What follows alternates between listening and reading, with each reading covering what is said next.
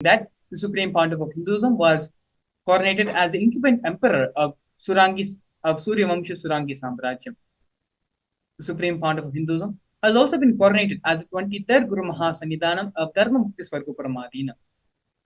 In the year 2012, the Supreme Pontiff of Hinduism was coronated as the 293rd President Jagat Guru Mahasannidhanam of Kailas Sonatha Shyamala Pita Satyam. In the same year, the Supreme Pontiff of Hinduism was also coronated as the Mahamandaleshwar, which is the supreme spiritual head of the Mahanirvani Akhada, which is the largest apex monastic order in Hinduism. In the following years, the Supreme Pontiff of Hinduism was also coronated as the 1008th Acharya Mahamandaleshwar, which is the head of all spiritual leaders of the Atal Akhada, which is the ancient most apex body of Hinduism. And in the year 2015, the Supreme Pontiff of Hinduism was elected as the Supreme Pontiff of Hinduism by a congregation of over 1,000 Hindu leaders and pontiffs.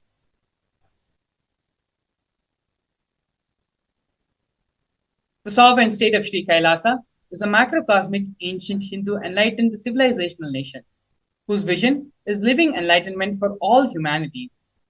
Kailasa's mission is to revive and share with today's world the practical applications of the greater sciences of authentic Hinduism, including Hindu cosmic physics, Hindu alchemy, Hindu cosmology, Hindu biology, Hindu mathematics, the power manifestation science, and other sciences as revived by the Supreme Pontiff of Hinduism.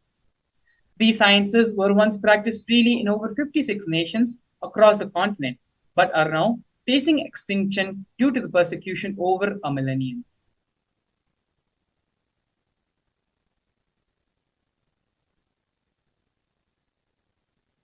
We are now going to be seeing the various Uniting Nations initiatives.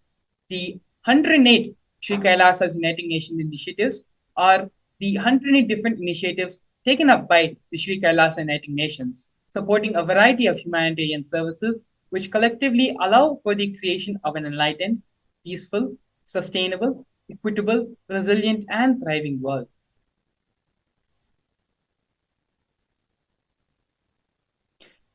These projects include the No Hungry Home project, offered by Sri Kailasa Uniting Nations for nutritious food and a hunger-free world.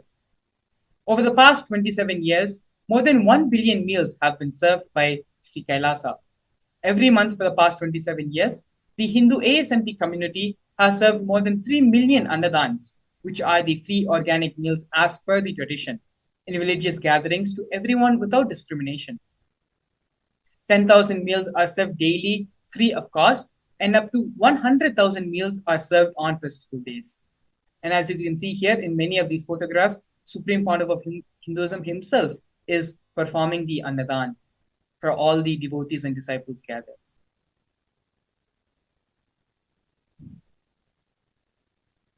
Here we can see during the pandemic, Kailasa's Protective and Preventive COVID Care Center, offered by Sri Kailasa Uniting Nations for affordable and holistic healthcare. Pandemic is an event, a worldwide event, which has affected the whole world in various different levels. The Supreme Pontiff of Hinduism is the only one thinking ahead and giving a place of refuge for the world during such a difficult time. The Supreme Pontiff of Hinduism converted his monastery campuses into a multi-layer quarantine facility, free for all people, regardless of any differences in age, gender, caste, creed, ethnicity, color, or socioeconomic status. Food, shelter, internet, and all the basic facilities, including free medical care, were provided for an indefinite period amount of time. More than 30 million citizens followed Kailasa's 28-day spiritual regime in the year 2020.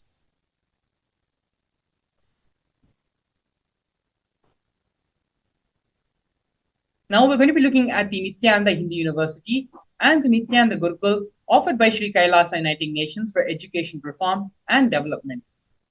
The Nithyananda Hindu University is the largest Hindu university established by the Supreme Pontiff of Hinduism.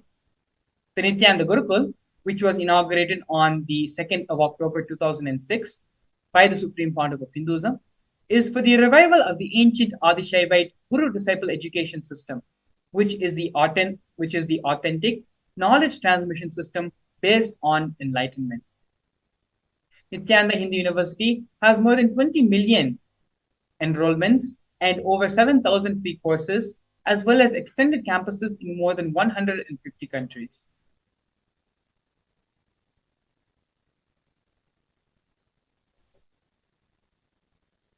Here we can see the Nithyananda Jnanalaya project and the Hinduismpedia project offered by for the protection of Hindu scriptures. The Nithyananda Jnanalaya project was established by the Supreme Pontiff of Hinduism to collect scriptures while ensuring that knowledge is made accessible and shared free of cost to all, collecting and preserving 1 million source books on Hinduism. The Supreme Pontiff of Hinduism himself has authored more than 10,000 books in 3 different languages, translated into 50 other different languages, and published 10,000 different articles, given more than 10,000 hours of free discourses with a combined view of more than 1 billion. In the Kailasa's Hinduismpedia project, the Supreme Pontiff of Hinduism has collected more than 15 terabyte of digital books and rare manuscripts from all the 19 Sarvingapitams, ancient mutts, and ashrams. More than 1 billion pages on Hinduism, collection of 22,000 digital books, 1,000 e-text books, and over 100,000 articles on various topics in Hindu.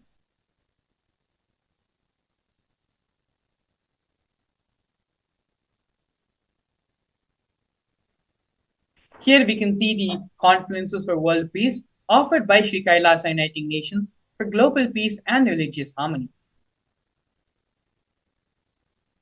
And in the year 2009, the Supreme Pontiff of Hinduism organized a month-long peace walk covering 1,000 kilometers and 1,000 villages to bring together in harmony from all walks of life to promote feeling connection and oneness among the people. During the walk, health camps were conducted in villages along its path.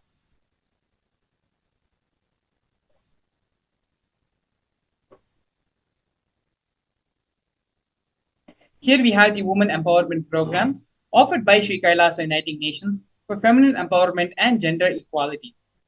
Kailasa's Yogini Sarvingapitam is the establishment of yoga and meditation universities to empower the quality of life and emphasis on life solutions through the Vedas and Agamas, empowering the indigenous rural women, fighting against wrongful gender stereotyping, gender-based violence, and lack of inclusive and quality learning environments.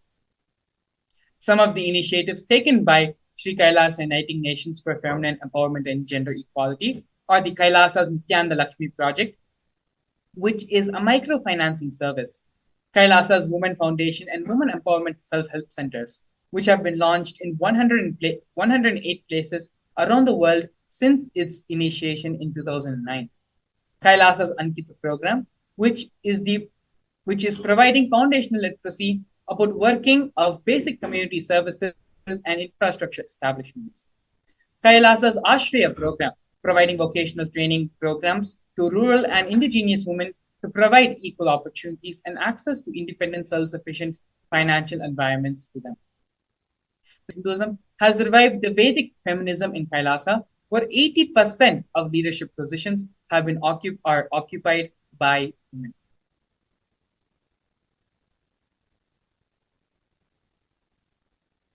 The Nithyananda Yoga offered by Sri Kailasa Uniting Nations for yoga.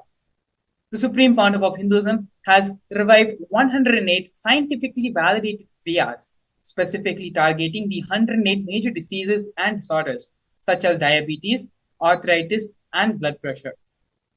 The revival of the ancient traditional forms of yoga, where the Supreme Pontiff of Hinduism has revived the ancient pole yoga, which is the Shivastambha yoga, and rope yoga, Kundalini Rajju yoga, in which yogic asanas, postures, and weight balancing techniques are performed to create the yogic physiology, aligning it to the cosmic geometry that manifests superconscious powers. The Supreme Pontiff of Hinduism has also been awarded 2 Guinness World Records for the largest rope yoga and largest pole yoga classes, bringing worldwide attention to these extraordinary forms of yoga. These 2 Guinness World Records have been established on the 30th of September and the 3rd of October in the year 2017.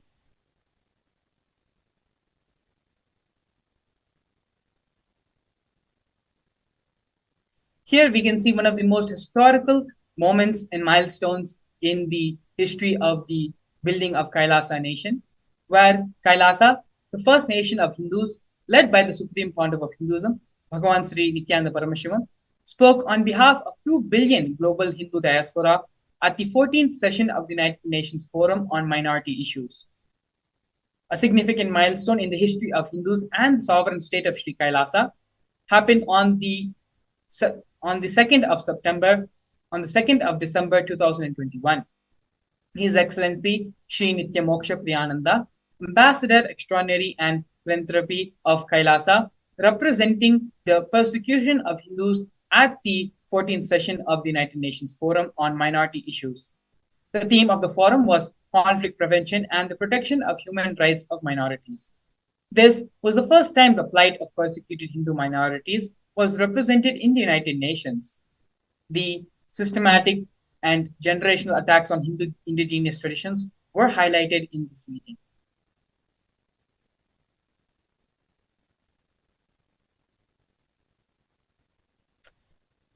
Here we are seeing the various torture and murder attempts by the state and non-state actors on the Supreme Pontiff of Hinduism and on the Nityananda Sangha on Kailasa. Over 70 assassination attempts have been made on the Supreme Pontiff of Hinduism, all physical attacks in India and abroad. More than 40 attacks on community members, destruction of monasteries and temples. Over 60 incidents of attacks of molestation and rape of women and women monks. Intense lawfare through the 100 false legal cases being put on the Supreme Pontiff of Hinduism, all but one have been dismissed. Intersectional persecution using the entire government mechanism, politically owned media, police and judiciary controlled by politicians, inciting mob violence through the social media. Here you can see the multiple various different ways the anti-Hindu and anti-spiritual elements have been trying to attack and assassinate the Supreme Pontiff of Hinduism. Throughout all this illegal persecution happening on the Supreme Pontiff of Hinduism, Swamiji was unwavering in his intention to revive Hinduism and give superconscious breakthrough to the entire world, through which the establishment of the Hindu nation of Kailasa has happened. So now, after a short break, we're going to be looking into the next segment of today's program, which is the power manifestation, understanding the science of power manifestation, the Shastra Pramana for the power manifestation science, how the Supreme Pontiff of Hinduism is reviving this power manifestation science, as well as the live demonstration of the various powers of power manifestation. We'll be back with you after a short break. A more intelligently connected world leads to a brighter future. An enlightened humanity leads to a better world. During the Paramashivam program, we help people to discover their superhuman possibilities and help them to find and achieve the true purpose of their birth by giving them the techniques, practices, and methodologies from the Vedagamas, the original source scriptures of Hinduism. The Supreme Pontiff of Hinduism is reviving the ancient original Vedas and Agamas in all its glory, in a user-friendly way for the modern mind. The Supreme Pontiff of Hinduism is transforming human beings into divine beings, reviving, initiating, and replicating the 463 powers from the Agamas revealed by Paramashivam. The Supreme Pontiff of Hinduism is not just giving solutions for every problem man faces, but is making them irrelevant to their lives by transforming human beings into divine beings. Listen. Any argument presented by your mind, body, your present reality to establish you are not Paramashiva. You are not omniscient, omnipotent, omnipresent. Anything presented to prove you are not Paramashiva is illegitimate. Decide this. This is super determinism. Understand? Anything you declare as illegitimate will lose power over you, will die in few days, few minutes, maybe in few weeks, whatever few days it takes. It will not have power over you. Understand? This is the method for sudden enlightenment. This is the method for sudden enlightenment. It happens by the Shaktipada. Here Paramashiva is sitting to tell you all, you are Nithyanandam, we welcome everyone to this beautiful and powerful session on the science of power manifestations. In this session, we are going to be having a beautiful explanation of what is the Shaktis, what are Shaktis, and how they are manifested, how they can benefit our life, and last but most important, we'll be having a live demonstration of the powers of Paramashiva. So now let us understand first what is the science of power manifestation. In the Vedagamas, the source scriptures of Hinduism, Paramashiva reveals in elaborate detail about the fact that every human being is hardwired to manifest the Shaktis of Paramashiva. Manifesting the powers of Paramashiva are described in a systematic method and science for human beings to explore the various possibilities and powers that are there for that can be expressed by every human.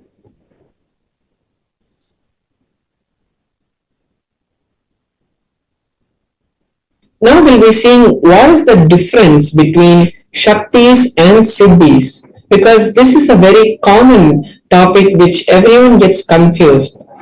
Shaktis are expressed from the space of oneness, from the space of enlightenment as a side effect of feeling connection with the extraordinary divinity or the supreme Paramashiva.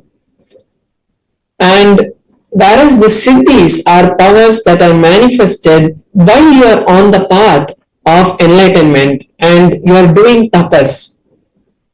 Shaktis are of Paramashiva, and when Paramashiva manifests through an ordinary human, these are Shaktis. Whereas Siddhis are not permanent, and Shaktis manifest from the space of initiation. When the Guru directly initiates us into the Shaktis, we start manifesting powers, whereas the Siddhis manifest when we do tapas and distract us from the path of enlightenment. Now we are going to be seeing the main validation of how these powers have been scientifically tested and are foolproof. The powers are tested in 4 different ways. First, there is a Shastra Pramana, which is the scriptural reference of these powers. What Paramashiva has to say about these powers in the Vedas and the Agamas. Next, we have the Apta Pramana, which is the time-tested, foolproof experiences of our ancient scientists, the Rishis. All the enlightened masters and Rishis who have come before us and manifested these powers and shown them to the humanity, those are the Apta Pramanas. The Atma Pramanas are the validated and foolproof tested manifestations that the Supreme Pontiff of Hinduism has experienced in his life. After verifying his experiences with the Shastra Pramana and the Atma Pramana, he shares it to the world as his Atma Pramana. Then we have the Pratyaksha Pramana, which is the scientific study, the empirical evidence of these powers.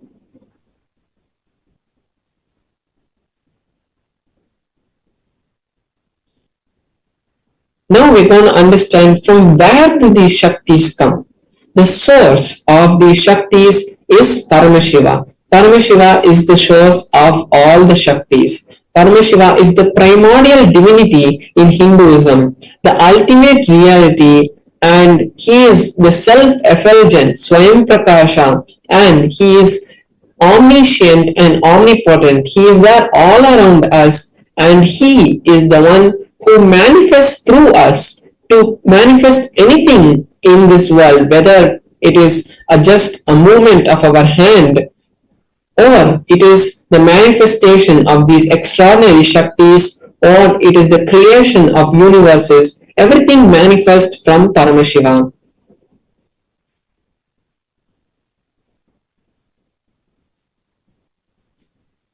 Now, the truth about the Shaktis is that when the Jnana, the ultimate truths, is mapped into our consciousness, the Prajna, and when it manifests, it is called Prajnana. And this is the ultimate truth of how the powers are manifested.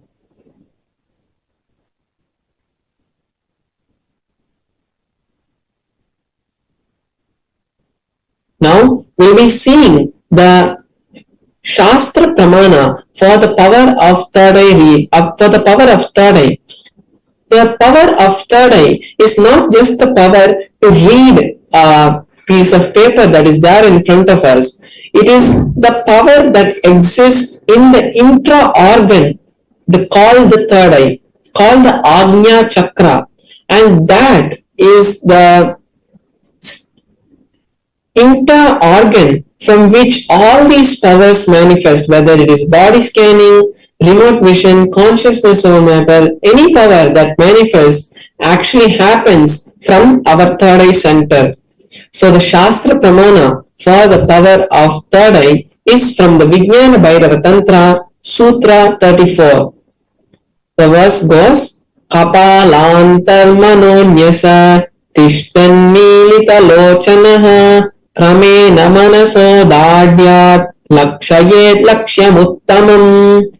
The translation goes, by fixing the mind on the inner space within the crown center and slowly with stability without any movement, and keeping the eyes in succession, pulling the eyes in succession to the third eye, one is able to see beyond this physical eyesight and is able to see the goal, the lakshyam, and he attains the space of oneness with Paramashiva. So this is the detailed instruction of how the power of third eye manifests. Now we'll be seeing the Apta Pramana, how our rishis, how the ancient history has shown this manifestation happening. In the beautiful scripture called the Bhagavad Gita, which is in the Mahabharata, when the historical event of the Kurukshetra happened, Bhagavan Shri Krishna revealed to Arjuna the beautiful scripture of the Bhagavad Gita. And in that Bhagavad Gita, Arjuna asks Bhagavan Shri Krishna to show his Vishwarupa Darshana, his cosmic form. And at that time, Bhagavan Shri Krishna tells Arjuna that with these physical eyes of yours, you cannot view this cosmic form of mine. So, I initiate you into the third eye, into the divine vision of the third eye, and with those eyes you can view my cosmic form, the Vishwarupa Darshana. And after this initiation, Arjuna was able to view the cosmic form of Bhagavan Shri Krishna and gave a detailed explanation of the whole cosmic form in the 11th chapter of the Bhagavad Gita. Now we'll see the Atma Pramana, what the of Hinduism experienced when he had the experience of his third eye. The Supreme Point of Hinduism says that the first experience that I was able to see everything around me, above me, the whole 360 degrees, 10 directions below me, everything I realized not only was I able to see, I was able to feel and experience all that around me. So the supreme point of Hinduism was able to see beyond the physical eyesight that was there, and he was able to feel everything. He was able to feel the oneness with Paramashiva, which is the creation of this whole world. Equally in both. Now we'll be seeing the power of consciousness over matter, which manifests from the space of Paramashiva. Before that, we'll just quickly see the Pratyaksha Pramana for the power of third eye. What science has found about the third eye. So when the PET scan, a type of brain scan, was conducted on the Supreme Pontiff of Hinduism himself, they had found that there was an intense amount of frequencies which were being emitted from the frontal lobe of the Supreme Pontiff of Hinduism. So they had found that when the Supreme Pontiff of Hinduism was in a deep state of Samadhi or meditation, there was a high amount of frequency, which was a high amount of energy, which was being found exactly where the point of the third eye is. So this is the Pratyaksha Pramana, the empirical evidence for the power of third eye. Now we'll be seeing the Shastra Pramana for the power of consciousness over matter. The power of consciousness over matter is also in the Vijnana Bhairava Tantra, and it is in the Sutra 120, Dharana 95. Kvachid vastuni vinyasya shane drishtum nivartayet tajnanam chitta sahitam devi shunyalayo bhavet. Beautifully, Paramashiva says in this verse, by having fixed one's eyes on a particular object, Vastu, one should slowly withdraw the gaze, the sight from that object, as well as slowly eliminate the knowledge and the thoughts and impressions of that object. Then, O Devi, one abides in Shunya, the state of all-inclusiveness and infinite oneness. So this is the beautiful meaning of the Shastra Pramana of the power of consciousness over matter. Now we'll be having a live demonstration of the power of consciousness over matter. So here I'll be manifesting the power of consciousness over matter by placing my Atmalinga on my hand. My hand will be placed on a flat surface, and I'm going to be placing my Atmalinga on top of my hand. And when I connect with Paramashivam, we'll be having the beautiful darshan of Paramashiva manifesting the Atmalinga to stand. So just before we enter into the power, I'll be showing my hand also in a close-up camera so that all of us can see how the Atmalinga is standing and how in my hand there is no strings or any other thing which is attached, and we also can know that the Atmalinga is made of a crystalline material, so there cannot be any magnetic substance magnetic material which is used to make the Atmalinga stand. And so now we have the close-up camera. So here you can see my hand, when there is no strings tied, there is no glue or anything, and we can also see the Atmalinga also, there is nothing tied to it, and as it is a crystalline material, there cannot be any magnet which can be used to make the Atmalinga stand. So now I'll be connecting with Paramashiva and chanting the Mahavakya, and when I do so, I request all the other viewers watching us live on all our other social media platforms to take this time to create your reality, because when we connect with this kind of space, when we manifest powers, we create a strong Vatavarana, we create a strong environment for all our desires to be manifested, because at that time we are in the highest frequency and the closest connection with Paramashiva. So any desire, any boon you want from Paramashiva, just start posting them in our chat, and automatically you will see that these realities start to manifest, because it is not us who manifest these powers. It is directly Paramashiva flowing through us which causes these powers to manifest. So now I'll be chanting the Mahavakya, and all of you can also join along with me and chant the Mahavakya. Om Nithyananda Paramashivoham. Om Nithyananda Paramashivoham. Om Nithyananda Param. Om Nithyananda Paramashivoham. Om Nithyananda Paramashivoham. Om Nithyananda Paramashivoham. Om Nithyananda Paramashivoham.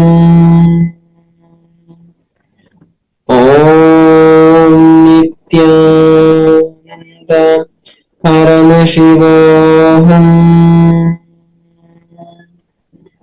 Om Nithyananda Paramashivoham. Om Nithyananda Paramashivoham. Om Nithyananda Paramashivoham.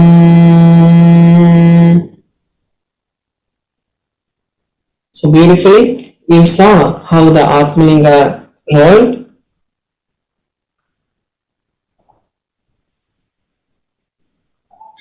Now, we have all seen the beautiful manifestation of the power of consciousness over matter, and now we'll be moving on to the next segments where we'll be learning more about various other sciences about our life, how to improve our life, and how to ultimately reach Paramashiva. So stay tuned. After a short break, we'll be back with you with various other programs and events on teaching you how to create Paramashiva in your life. Thank you, Nithyanandam.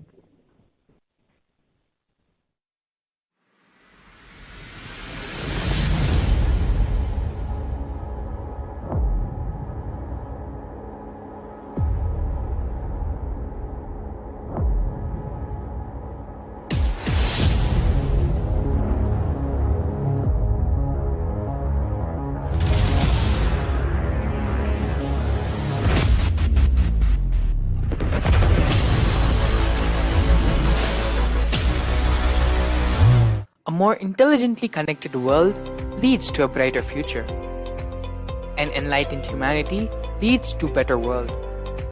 During the Paramashivam program, we help people to discover their superhuman possibilities and help them to find and achieve the true purpose of their birth by giving them the techniques, practices, and methodologies from the Vedagamas, the original source scriptures of Hinduism.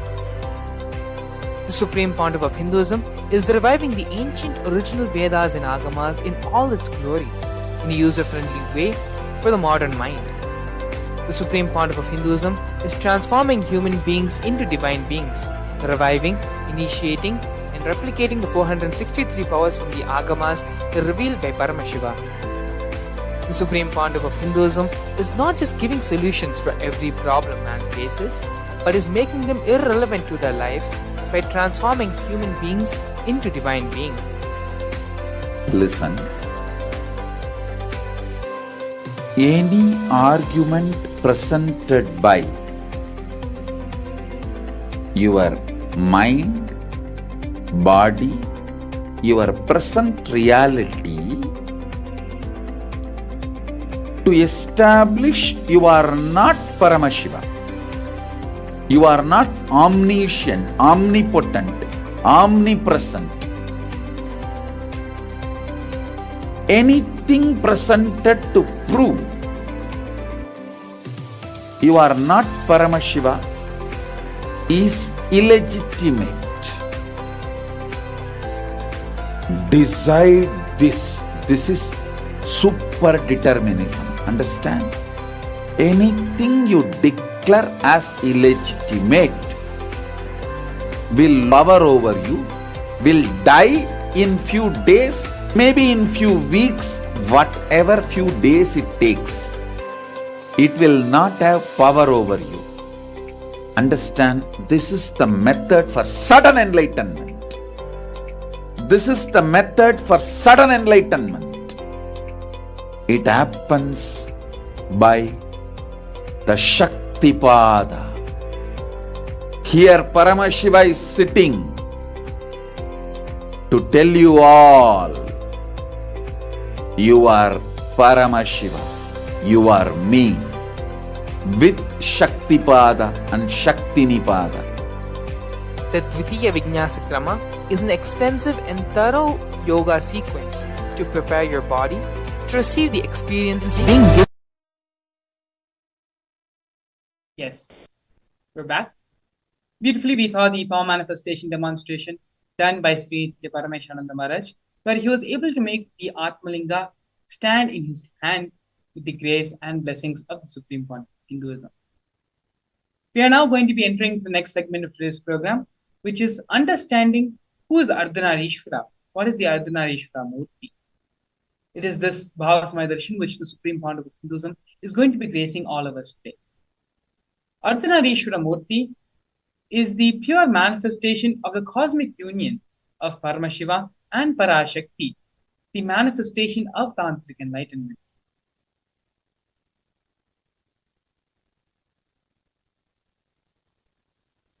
Once, when Devi was meditating, inside her being, the feminine energy got awakened. The 10th day of the Kartikeya Brahmotsvam, Devi becomes part of Shiva, Ardhanareeshwara, and liberates the whole cosmos. Devi is the representative of the whole cosmos, of the whole universe. Whatever has expanded from him, from Devi, he just takes them all back and gives them the feeling, you are my part, reuniting, the reunion.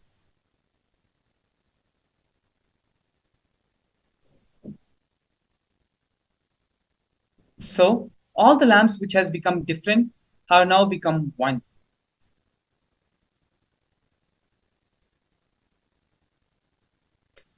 This is Prakriti Devi. By evening, all of them come back and become one with the Purusha. This is what Devi becoming Ardhanareeshwara, the Prakriti becoming Purusha, is the celebration. These are the direct words of the Supreme Founder of Hinduism, explaining the significance of the Ardhanareeshwara Leela happening. We are now going to be watching a series of satsangs where the Supreme Founder of Hinduism directly expands on this topic of who is the Ardhanareeshwara Murti, its significance, and by meditating, having the darshan upon the Ardhanareeshwara Murti, what is the space of completion and superconscious awakening that can happen in us. Please stay tuned.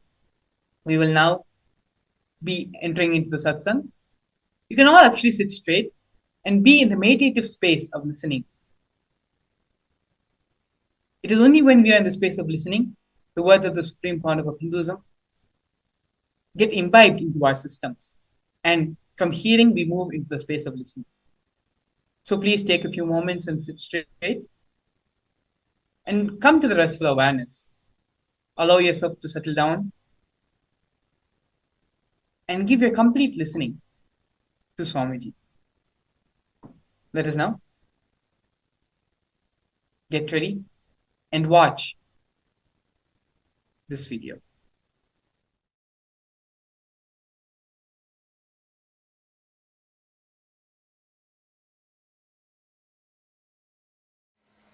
If you see our deities, they will have two wives. Almost all deities. Please don't think it's two women. Two aspects of feminine energy. One, the aspect which gives the fulfillment, physical pleasure. The other aspect gives fulfillment emotionally as a mother. One aspect which gives fulfillment physically as a beloved. The other aspect which gives fulfillment emotionally as a mother. The very being, the very basic thing of the human consciousness, it can play both the roles. When you awaken feminine consciousness in you, you will see that you are radiating physical fulfillment and emotional fulfillment, which is enlightenment. Practically, which is enlightenment. I'll describe the Arunachala story. The story of Arunachala.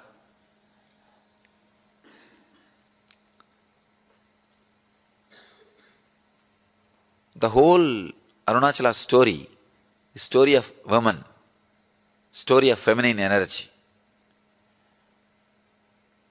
The story says that Devi was meditating and inside her being, the feminine energy got awakened. Please understand, not masculine. Feminine energy got awakened. She became Ardhanareeshwara.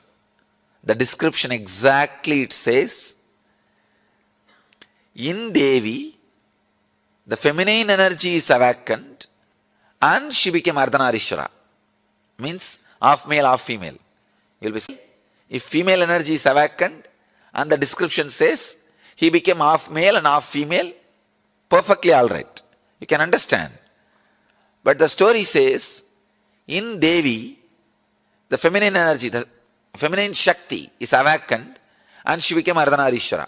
Means,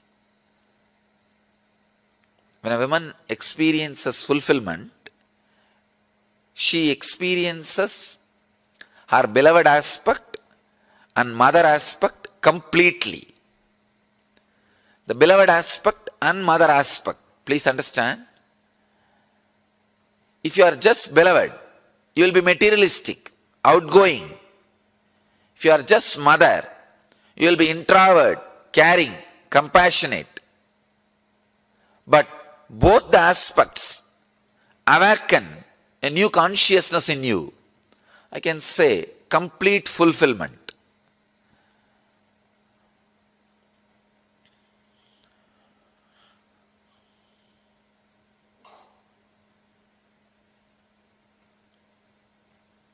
I think with this one example you will understand. All of you can understand.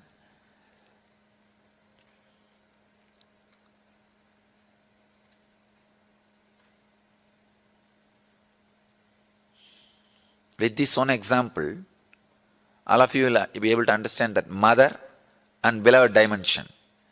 If you are missing the mother dimension, naturally just a beloved dimension cannot fulfill you. If you are missing the beloved dimension, just the mother dimension cannot fulfill you. The body and emotion, both will have fulfillment only when you experience both the dimension. A person who can experience and express both dimension is Ardhanareeshwara. Please understand, Ardhanareeshwara does not mean just half male, half female. Ardhanareeshwara is the person who experience both dimension of feminine qualities. Both dimensions of feminine qualities. When a man becomes enlightened, he becomes a leader.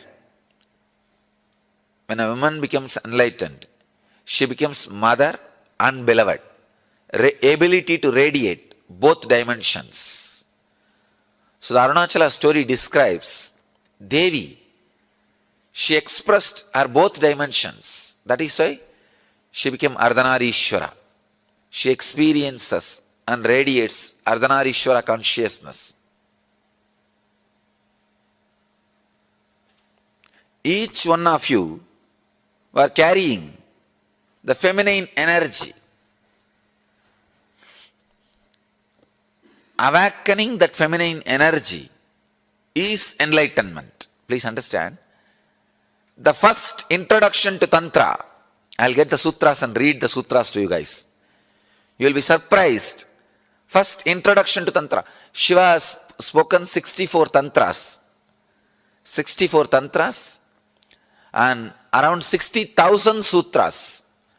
Please understand, I commented only on 112 sutras. But Shiva has spoken 60,000 sutras.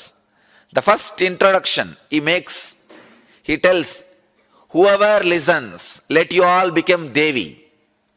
Only then you can understand this sutra, this techniques. He says very beautifully, he gives us a meditation technique. Even the brain setup, even the thinking, the body, physical body language, the mental setup, whatever you know as feminine consciousness, or women, meditate on that. Please understand. He says you can't actually completely understand the women consciousness, even if you are a woman. Even if you think you are a woman. So the feminine consciousness, I have to use two different words. Feminine consciousness, women body. Women body has a more possibility for feminine consciousness. That does not mean just because you are in the women body, you experience or express feminine consciousness. When Shiva starts the Tantra, first thing he says, intensely meditate on the feminine consciousness. Whatever idea you have about the feminine consciousness, live. And Ramakrishna, he practiced this technique.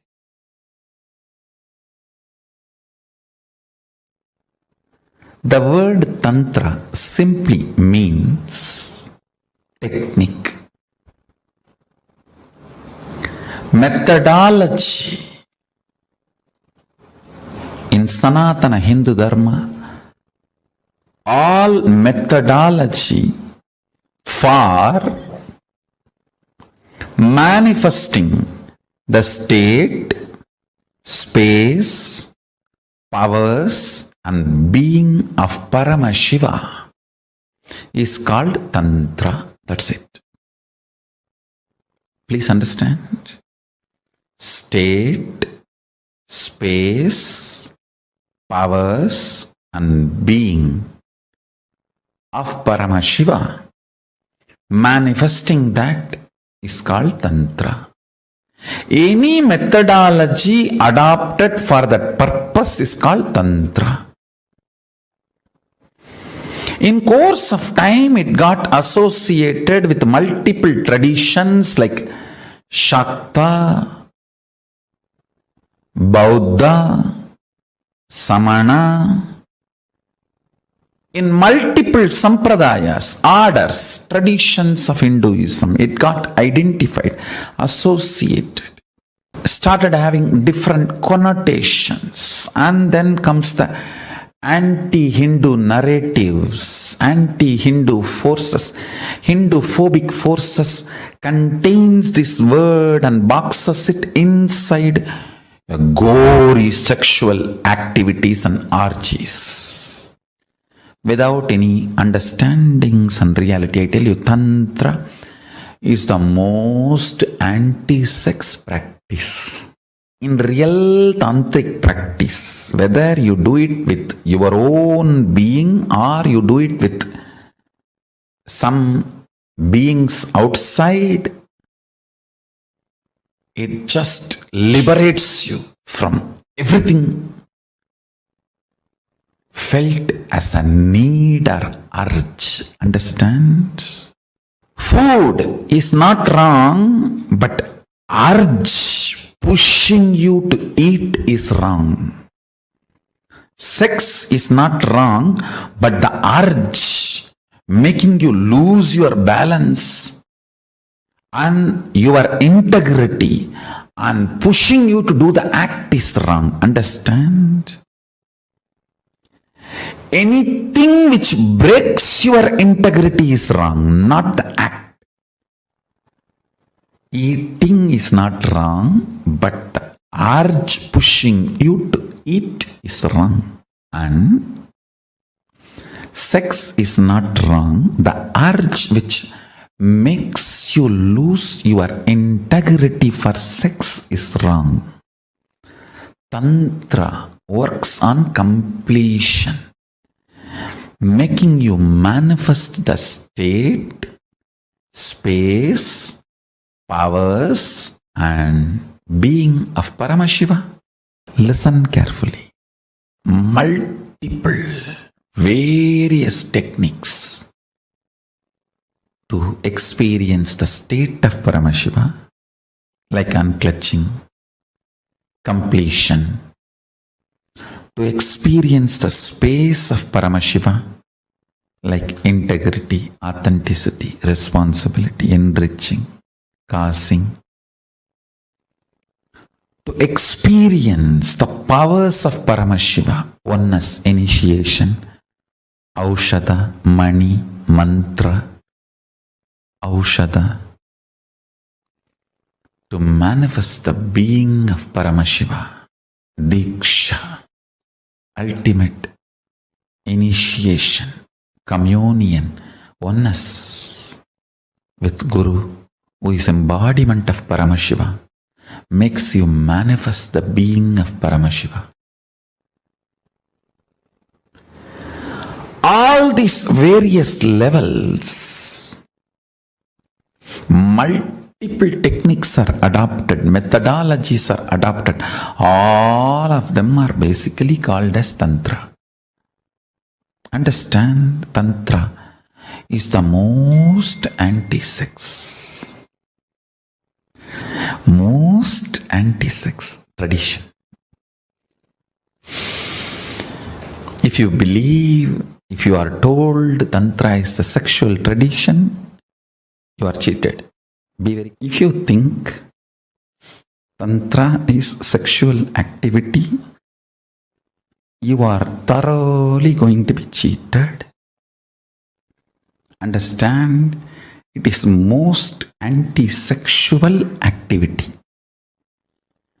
It's highest anti-sex. Don't be cheated by the wrong introductions of the Tantra. It is all of the urge, not on the action. The whole focus is on the urge, not on the act.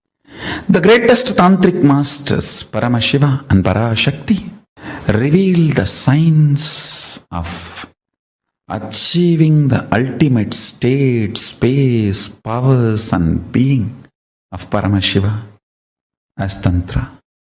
Very few are related to action. Most of them are related to urge.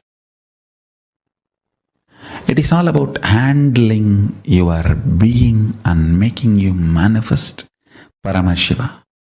I don't want to say Tantra is sannyas tradition, but I want to say Tantra is the way for ultimate sannyas, the Purna sannyas. It removes all the pain, anger, guilt, shame, everything associated to your body and makes you grounded. I tell you, it settles you with you first. First, you will have ultimate relationship with yourself. The kind of the feeling grounded you need to have. Never to have tears in your eyes can happen only by Tantra. When you are grounded, complete with all the emotions of body shaming, good, bad, right, wrong, everything need to be cleansed. All the toxic ideas inserted into your system, shame, guilt, about your body and how you look and how you feel and the ideas of sex, gender, everything, all the faltu ideas society has inserted into you need to be removed. You need to be detoxified from all that stupid ideas. That's the only way. That's the only way you will get grounded and become a real Rudraganya. Every man should become a Rudra and every woman should become Rudraganya. That is Tantra. Every man should become Paramashiva, every woman should become Parashakti. That is Tantra. Paramashivoham will give you precise understandings about Tantra, deep understandings about Tantra constantly. You demanding yourself and behaving even with yourself as Paramashiva and manifesting the qualities and state, space, powers and being of Paramashiva continuously in your actions, in your life, in your thinking, in your emotions, everything. That is Tantra. That's all is Tantra. Understand? Life in all its possibility manifesting is Tantra. The Paramashiva in you and Parashakti in you becoming one, the communion and experiencing oneness is Tantra. The missing link between the Shastra and Stotra is connected just by this Tantra. In Tantra, only one question, how to, that's all. Never why. Never why. It is always how. Throughout the Gita, if you see, Arjuna is putting so many questions. That itself shows he is not interested in the answer. When you put too many questions, be very clear, you are not interested in the answers. So many questions Arjuna is asking. And Krishna is replying. That is why Gita is a philosophy. Shastra. Gitasu Upanishatsu Sarva Vidyaya Yoga Sastre. Shastra. Somebody asked me, Swamiji, why Gita has become so popular? Why not Vijnana Vaira Tantra? He said, no, this is only for intelligent people. Naturally, intelligent people are very few. This is not for mass. This is not for intellectuals. This is for intelligence. People who are working in the field of intelligence. People who are intelligent. Only for them, this Tantra. Throughout this Tantra, only once Devi asks only one question, that's all. Devi puts only one question. That is not even a question. Just she awakens Shiva to deliver this, that's all. It's not even a question. Just she gives chance for Shiva to express himself over. But throughout Gita you can see so many questions again and again and again. If you want to become scientist, ask how. If you ask why, you will become a philosopher. If you ask how, you will become a scientist. Tantra answers only the how, never the why. Tantra answers how. It gives you the technique straight away. Tantra is not at all concerned about the truth. Please be very clear. It is not at all concerned about the truth. It is concerned about your experience of truth. It doesn't want to sell words. It doesn't want to sell empty words. Tantra is not a bookshop. It is not even a library. It is just a laboratory. Shastras are libraries. Tantra is a laboratory. It is concerned only about alchemy process. It wants you to reach it over. It never bothers about what is truth. It bothers how you can reach, how you can achieve. Tantra is too great truth. It is too much on a common mass, on a common man.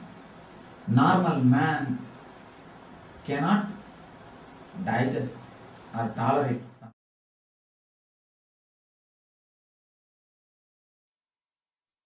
Kailasa is the ecosystem I am manifesting, where in this ecosystem people will flower to their highest possibility.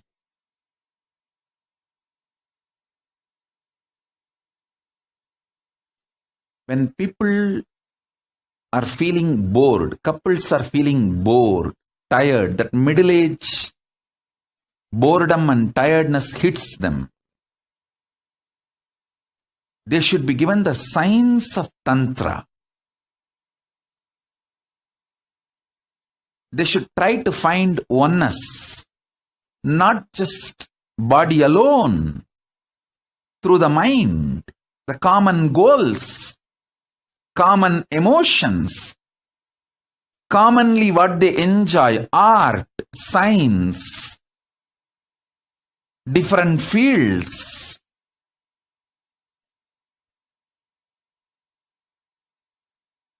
And conscious spiritual powers, experience, enlightenment. If you find something which makes you experience oneness, you will never think of divorce.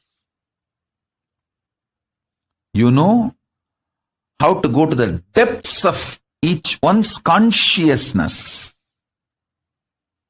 and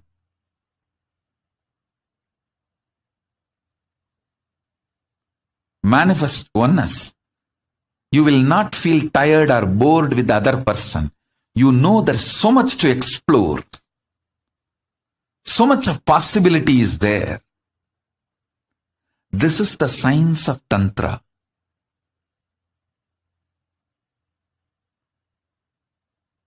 This is the foundation of Tantra.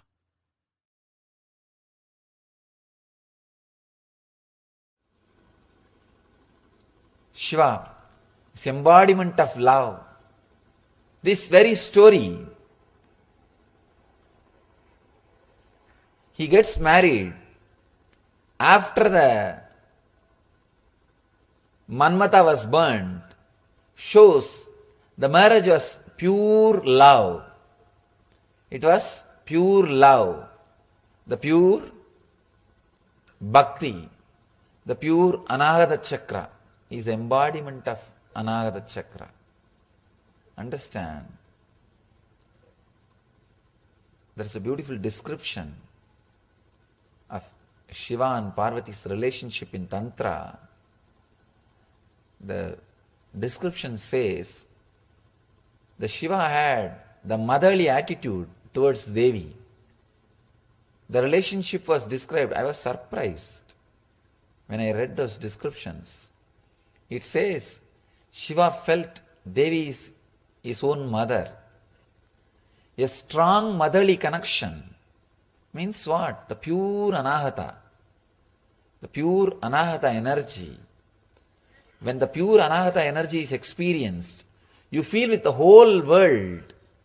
Either you feel that you are the mother of the whole world, or you feel the whole world is your mother. The description says, Shiva felt Devi is his own mother, and she felt the whole world is her child.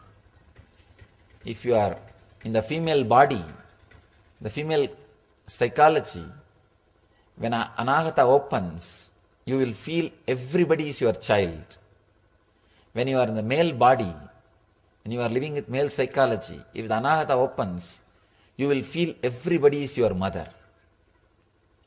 That pure feeling connection. When the inner awakening happens in your anahata, if you are in the male body, you will feel the whole world is your mother. The whole world is mothering you, protecting you, carrying you. The existence loves you. Existence is fulfilling itself through you. Please understand, you are the expression of existence, strong, pure, but an accident. You are conscious miracle of existence. When your anahata opens, I tell you even this one example you can understand. If you fall in love with somebody, suddenly, even if you fall in love with one person, suddenly you will see so much of fulfillment. And you will feel everything is so rosy, flowery, green. It's because of anahata. Love has the quality to give you the feeling that whole world mothers you. Shiva's anahata is awakened anahata. That is why even with Parvati, with Uma, he has such a deep feeling of motherly love. What Ramakrishna and Sharada Devi exhibited, that strong feeling of motherly love, means awakened anahata. Tantra is consciousness-centered tradition. It is not body-centered, mind-centered, emotion-centered. It is consciousness-centered tradition. Adhara chakra, symbolic conscious representation of the sex energy, is described with the 4 petals, lotus. 4 petal lotus.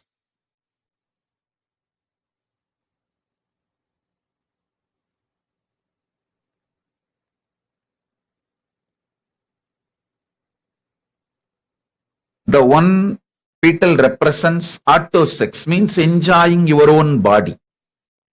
Like even eating tasty food comes under autosex. Eating tasty food up to masturbation, whole thing falls under autosex. Enjoying your own body. The second is enjoying your own gender, same sex. Third lotus petal is enjoying the opposite gender. The fourth, enjoying the whole cosmos, whole universe, having union with this whole universe. That's the 4th petal. Listen. Ardhanareeshwara is the manifestation, represents all the 4 completion, fulfillment, the all 4 dimensions in you. When it manifests into the complete completion, you become Ardhanareeshwara. Ardhanareeshwara manifests in your body. I tell you.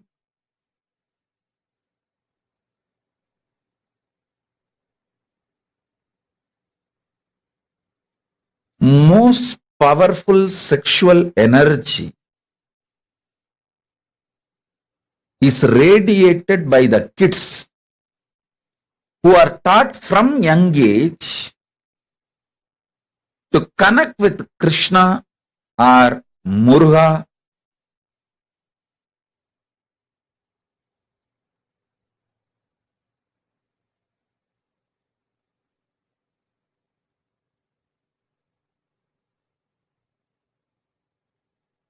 Understand?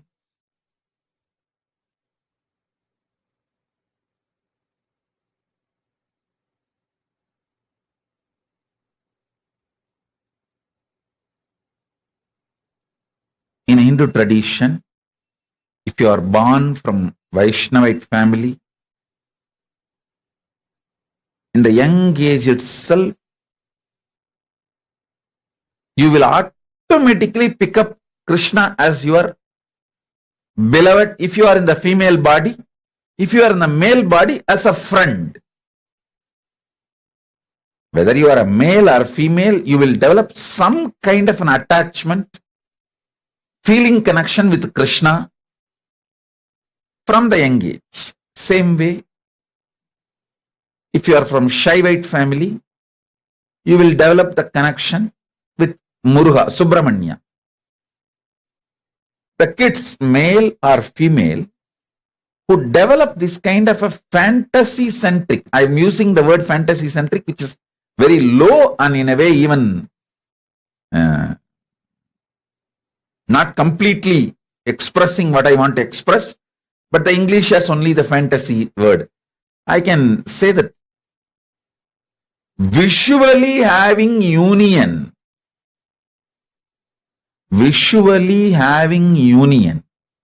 with Krishna or Muruga, even intimate friendship,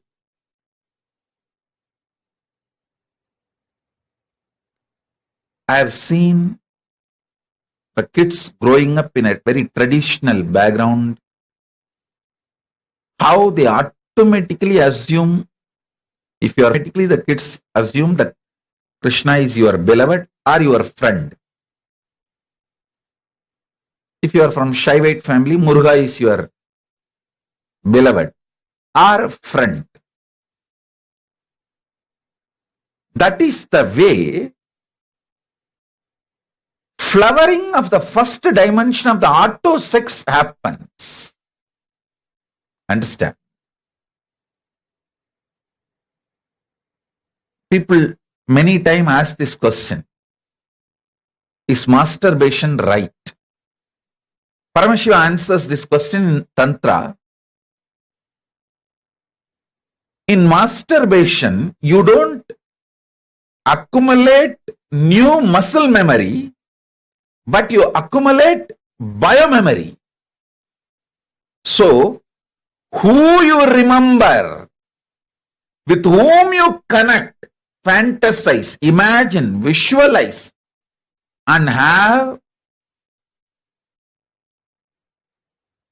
enter into the masturbation act, you receive that person's biomemory. Listen carefully. The act masturbation itself is not looked from the prism of right or wrong in Tantra. It is profit loss. If you connect beings, even masturbation, you remember. See, when you enter into a physical sexual act, you receive muscle memory, biomemory, bioenergy, all the three from the other person. You should know even male receive from female and female also receives from male. It is give and take.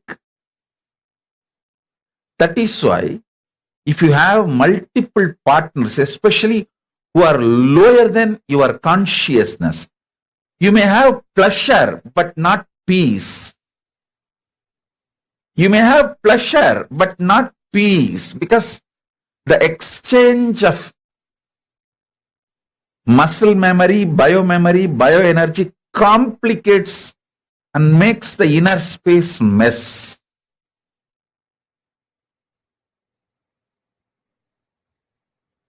In masturbation act, you don't receive muscle memory, but you receive biomemory. So with whom you visualize matters. that decides whether your consciousness is going to raise to the cosmic union or the consciousness is going to go down to a more lower existence, lower level existence. See, life is all about profit loss calculation, not right wrong dictations. Listen, Tantra does not look at life as vidhi nisheda. It looks at life as profit and loss. It just tells you what can profit you and what can bring loss and leaves the decision to you.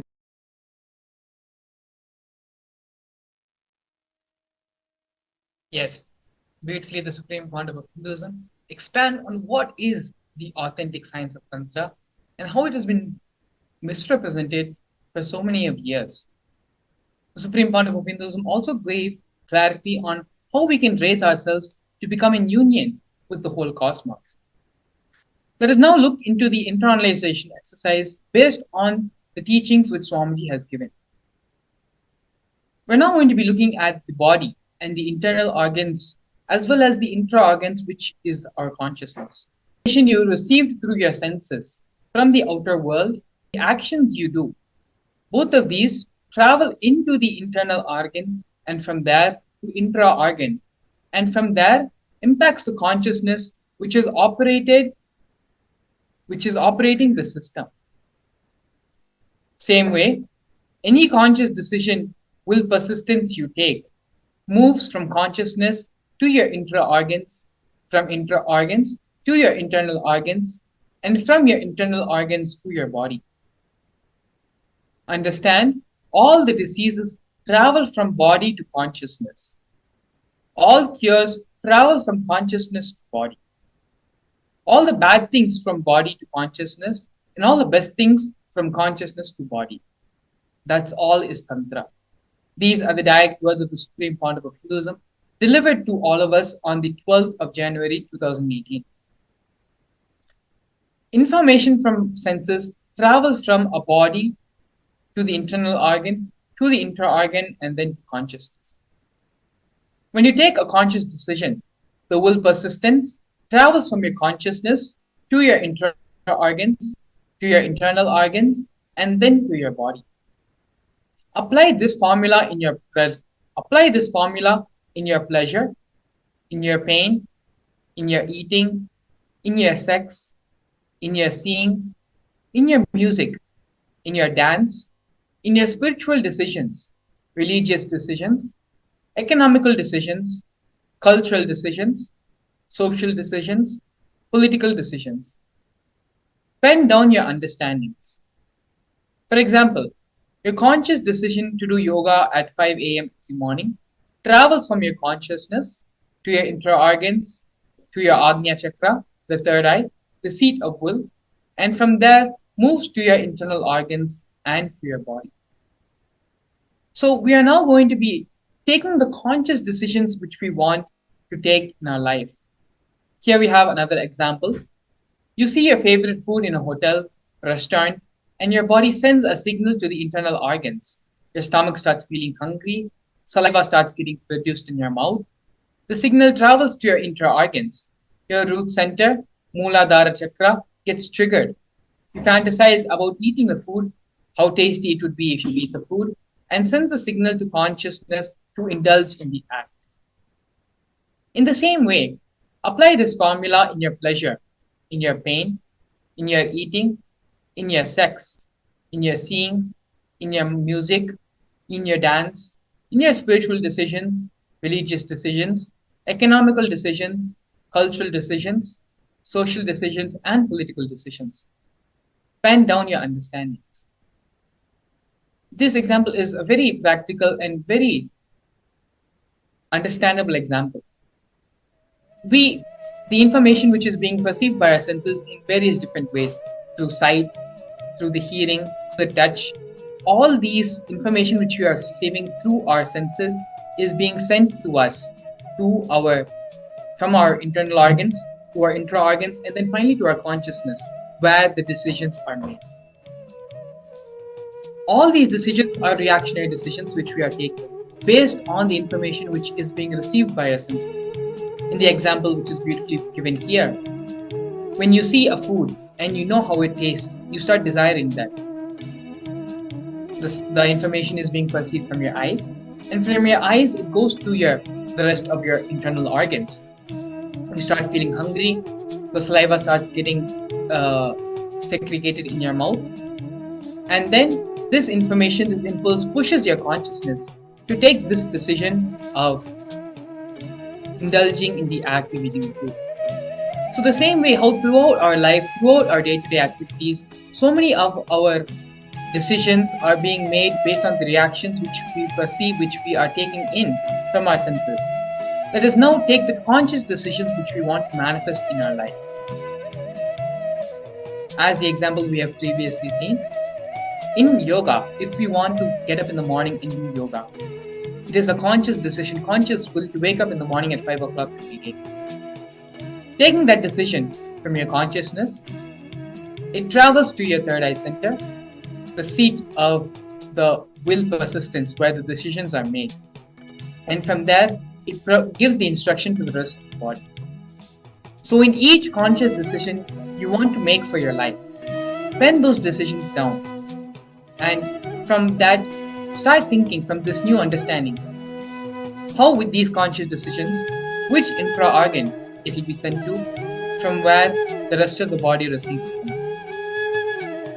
Please go ahead and get a pen and paper to sit down and start penning down all your understandings and all the conscious decisions you want to take from here on.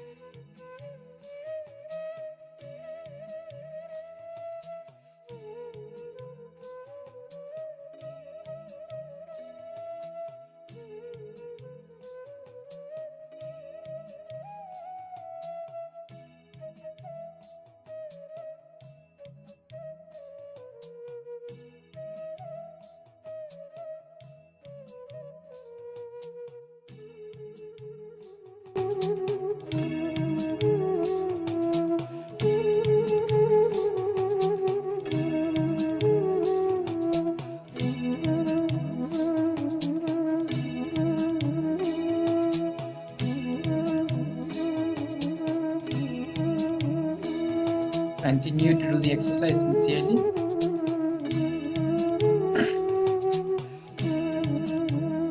Continue to do the exercise sincerely.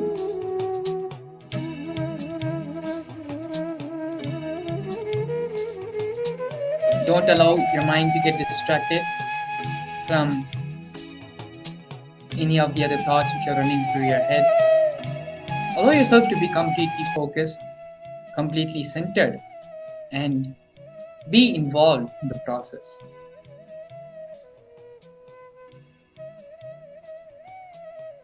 Let us use this opportunity, this space the Supreme Pontiff of Hinduism is giving us all, before we enter into the Bhava Samadhi Darshan, to allow us to expand and allow the superconscious breakthrough to happen. When we do these processes, these internalization exercises, we open up the door in our being to allow the Supreme Pontiff of Hinduism to land in us when the Bhava Samadhi Darshan is happening. So please continue with the exercise, with the workshop. Very sincerely, please sit and write all the new cognitions, new thought currents, new understandings you want to carry now going forward, and map them from your consciousness to which intra-organ, from where the signals will be sent throughout the rest of the body. Please continue.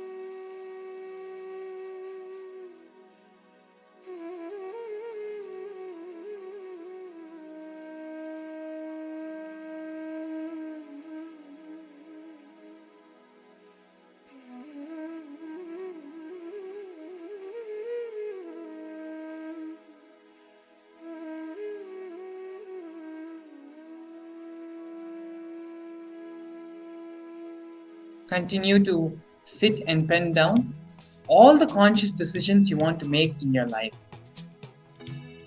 Start penning down all those decisions, all the changes you wanted to implement in your life.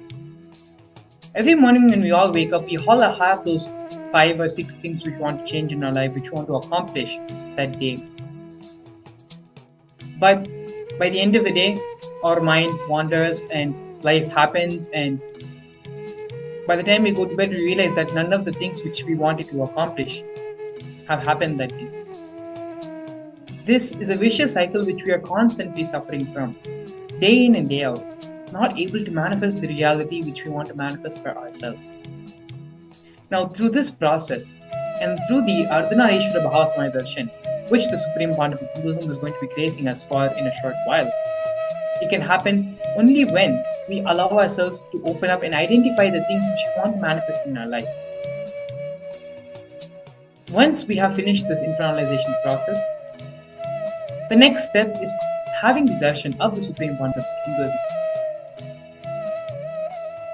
Know that we are ready, we are ripened, and we have plowed the land to allow the Supreme Pontiff of Hinduism to plant the seeds, the initiation seed, in which this superconscious breakthrough is going to happen. Let us register for the Paramashivam program, which is going on right now currently. Every day, the Supreme Pontiff of Hinduism is gracing all the devotees and disciples attending the program with various Bhava Samadhi Darshans, manifesting a new and different form of Paramashiva each day. You have done this process and you have identified the conscious decisions which you want to take in your life. The next step is to have darshan and blessing to manifest this in your life. For this, go over in the video on the bottom, there is a scroll running, to visit the paramashivohom.org website.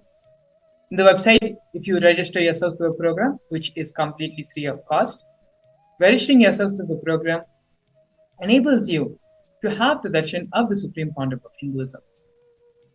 So please go ahead, and once you have completed and finished the internalization exercise, get ready to the next step of this process, which is having the darshan of the Supreme Pontiff of Hinduism. To receive the darshan and grace of Swamiji as the Ardhanareeshwara in the Bhava of Ardhanareeshwara, the link is being projected below, paramashivoham.org. You can visit the link and register for the Paramashivam program for not only today, but every single day from now onwards till February 9th. The Supreme Pontiff of Hinduism is going to be delivering these Bhava Samadhi Darshans every single day. Not only that, from February 9th to February 28th, we have the Paramashivam program, which is going to take place. That is another life-transformative, life-changing opportunity. So, doing the internalization exercise alone is not enough. What we are doing right now is just plowing the land of our body to be ready to reap and receive the blessings of Swamiji. So with this, please complete the internalization exercise and head over to paramashivam.org to register yourself for the Paramashivam program. With this, we're going to be entering the next segment of today's program. We'll be back with you shortly after the break. Since the beginning of time and space, Bhagwan Paramashiva, the all-powerful, all-pervasive, and all-knowing ultimate superconscious existence, revealed in the Vedas and Agamas, the source scriptures of Hinduism, the truths about himself and the manifested universe and its multidimensional and simultaneously existing dimensions and worlds, also known as parallel universes or vertical time zones. त्रुट्यादि प्रत्ययस्यार्थ कालो माया समुद्भवः. The Kala Tattva, which gives rise to the knowledge of various time zones and parallel universes such as Truti and others, is originated by Ananteshwara from the impure Maya. Bhagwan Paramashiva mentions that as we experience the various higher states of consciousness, we simultaneously experience the various time zones associated with them. We get transported to the parallel universes and experience the other dimensions of our own existence, of our own personality. Listen, Suvarloka is all about stable bliss, absolute health and stable bliss. Maharloka is all about the highest peak possibilities. Jana Loka is the place where you can exist in multiple bodies at a time. You experience oneness as the super reality. Tapaloka is that last struggle you go through. Sometimes you know you are Paramashiva, sometimes you just slip off, but again you say, I am Paramashiva. That space is the Tapoloka, an absolute surrender. Whether I am remembering, I am manifesting Paramashivatva, or I am deluded, I surrender both to Paramashiva. When you take that decision, you are lifted to Brahmaloka. You move to the Brahmaloka. The deep surrender lifts you to Brahmaloka. Then from there, you move to Parandama, Vaikunta, and Kailasa, then Mahakailasa itself. The key to unlock these parallel universes is hidden in the spine of the human body. Human beings, only human beings on this planet Earth are empowered, hardwired, capable of migrating to parallel universe. Understand? Your spine is not only hardwired, capable of fuel, charged to lift you off to different parallel universes. Sukritan manavo bhutva jnani chen mokshamapnuyat chaturashita-laksheshu sharireshu sharirinam namanusyam vina yatra tattvahanantu labhyate. Of the 8.4 million bodily forms, the human body is the most important, for it is this form in which one gets knowledge of the essence. This knowledge of essence cannot be attained in any other form other than human. The possibility you have need to be told to you. And animals have spine because the majority of the time they spend horizontally, The spine is not capable of getting fuel with a subtle fuel called ojas. The ojas need to be filled in your spine and the kundalini need to be ignited for you to reach parallel universe and different vertical time zone spaces. When our state of consciousness is raised, we start experiencing these higher lokas, allowing the various possibilities and powers available in these universes to start expressing in our own human body. Recently, scientists have discovered that the human body, particularly in the brain, naturally produces light in the form of biophotons, and that when our state of consciousness is lifted, the brain moves from producing a normal 20 photons of light per centimeter square per second to more than 100,000 photons of light per second. That shows us that as we start to experience higher and higher states of consciousness, we start to produce huge amount of light, which is directly proportional and translatable to the amount of possibilities and powers that start to manifest on this plane, as well as the freedom from pains and sufferings experienced by beings in lower states of consciousness. These higher lokas gives you various possibilities, powers. For example, visualize you going to a different country where the electronic gadgets are easily, freely available. So naturally, everything you can gain through the electronic gadgets will be available to you freely. Same way, Kamadhenu, Karpaka Vriksha, Parijata, all these are like different gadgets, possibilities available in different lokas. Please understand, a permanent, irreversible power manifestation from the upper lokas is possible. When powers start to express in the human body, our present plane, we reach a point of no return, where the cognitive shift which happens in us about who we are and what is the reality hidden behind this perceivable world frees us from the deluded ideas we have about ourselves and the life in the cosmos. The moment your consciousness to access and to exist in the parallel universe, no force in this Bhuloka, planet Earth, can torture you, abuse you, suffocate you. It is irreversible, permanent enlightenment, irreversible, permanent empowerment. In the source scriptures of Hinduism, the Vedas and Agamas, Bhagwan Paramashiva reveals about the importance of being initiated by a guru who is fit of giving initiation for us to raise into the various states of consciousness and experience the higher time zones.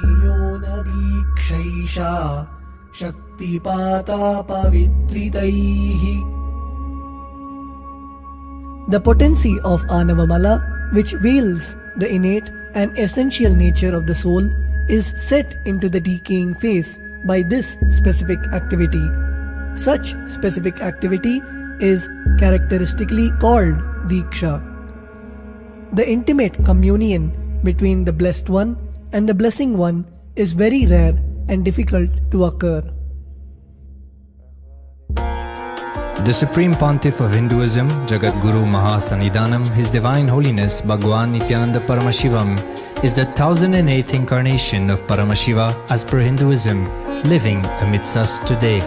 Starting out at a young age and enduring years of intense penance, he persevered with the single-pointed vision of experiencing the ultimate oneness with Paramashiva, known as Paramadvaita. He of India, initiated by his gurus into yoga, tantra, and other Eastern metaphysical sciences.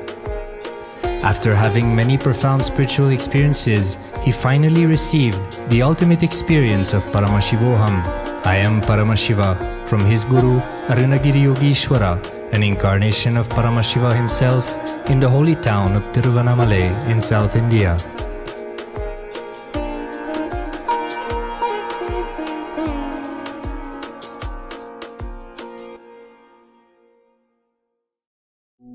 The body's most complex organ, containing more than 100 billion neurons, each of them in chemical and electrical conversation with up to 10,000 other neurons. Its sheer capacity to process the various happenings of life is astonishing. The scientific studies on the Supreme Pontiff of Hinduism's brain remarkably shows that the complexity presents no difficulty for the Supreme Pontiff of Hinduism in managing his brain's activity. The Supreme Pontiff of Hinduism's capacity to control his brain is very fluid. He can easily shift his brain function and alter his brain waves, allowing the travel into various time zones possible and effortless. The results from the scientific studies conducted on the Supreme Pontiff of Hinduism showed that the human body and brain is able to choose to alter the body and to travel to other dimensions at will. The possibility for people to experience the healing capabilities as well as the higher states of consciousness is an event of immense benefit for humankind. The science of altering the rates and progression of many physical diseases, mental instabilities, and ultimately the superconscious breakthrough has now been made available and achievable for today's humanity. The Supreme Pontiff of Hinduism is a bridge between the visible and the invisible. He is also a bridge between the age-old world of mysticism and the modern world of science and discovery. As brain research continues on a widespread basis, and as we appropriately bring the phenomena of mysticism into the realm of science for further study, we are taking strides on the path of physical and mental health as well as superconsciousness. I'm going to empower, enlighten each and every one of you with the fuel and energy of the parallel universe. It can make you tireless forever. It can just kill the boredom once and for all in your life. It can just make you manifest third eye power right now. You may experience intense levitation right now. You may experience absolute flexibility of the body and complete detoxification, a complete healing right now. There can be multiple possibilities. I'll infuse this intense supernal effulgence DNA, Tejas, Ojas, Kundalini Shakti into your spine to consciously lift you to Mahakailasa.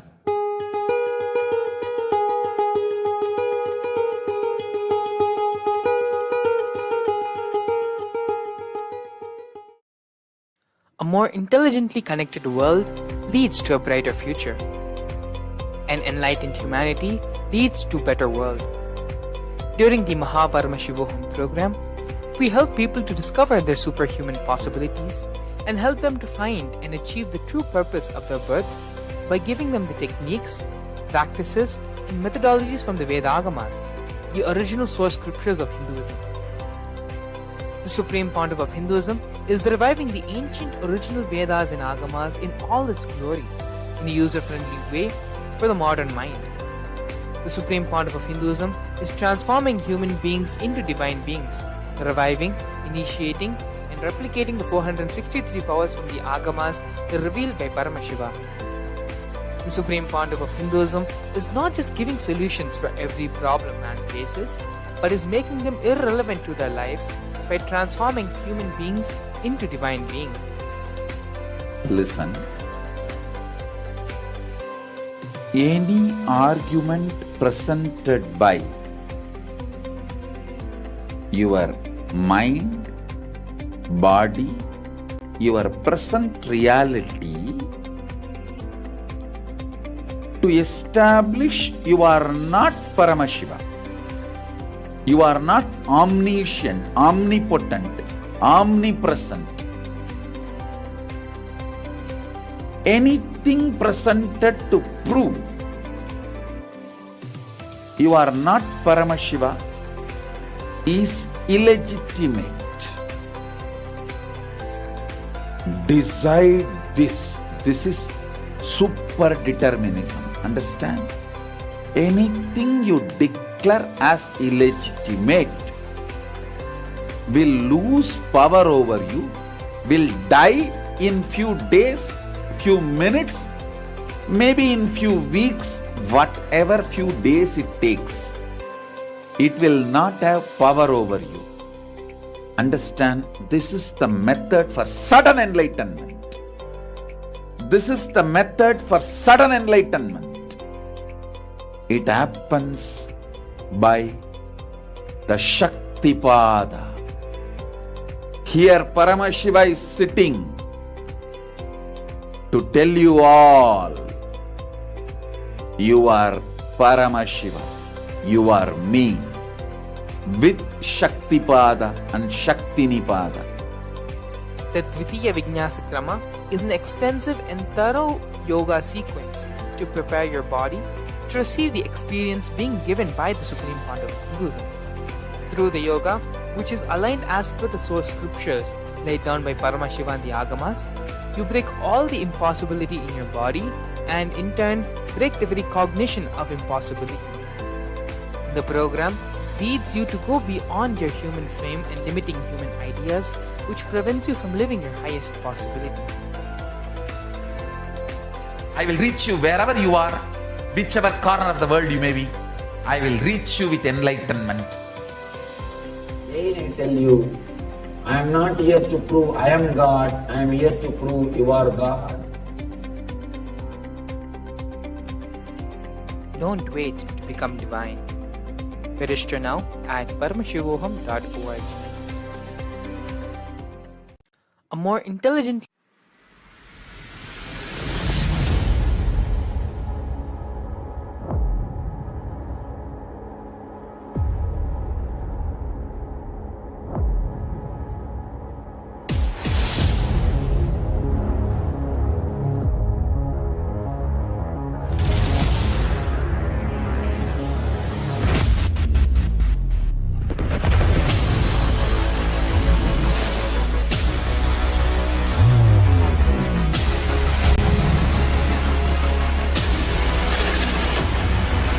You will become Paramashiva.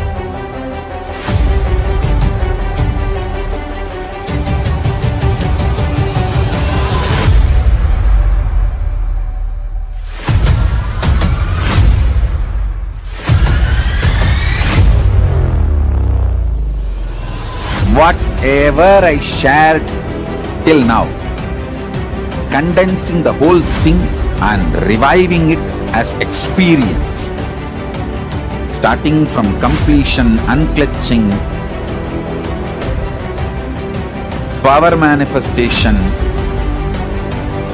the spaciousness, your mind, body, your present reality, to establish you are not Paramashiva. You are not omniscient, omnipotent, omnipresent. anything presented to prove you are not Paramashiva is illegitimate. Decide this. This is super determinism. Understand? Anything you declare as illegitimate will lose power over you, will die in few days, few minutes, maybe in few weeks, whatever few days it takes. It will not have power over you. Understand? This is the method for sudden enlightenment. This is the method for sudden enlightenment. It happens by the Shaktipada. Here Paramashiva is sitting to tell you all, you are Paramashiva, you are me, with Shaktipada and Shaktinipada. The Dvitiya Vijnasa Krama is an extensive and thorough yoga sequence to prepare your body to receive the experience given by the Supreme Founder of Hinduism. Through the yoga, which is aligned as per the source scriptures laid down by Paramashiva and the Agamas, you break all the impossibility in your body and in turn break the very cognition of impossibility. The program leads you to go beyond your human frame and limiting human ideas, which prevents you from living your highest possibility. I will reach you wherever you are, whichever corner of the world you may be. I will reach you with enlightenment. Again I tell you, I am not here to prove I am God, I am here to prove you are God. Don't wait to become divine. Register now at paramashivoham.org.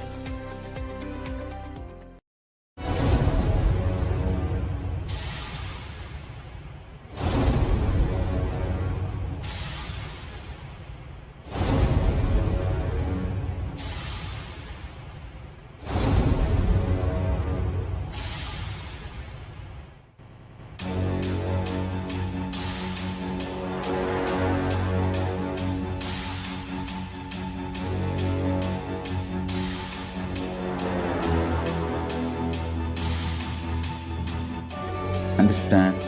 Literally last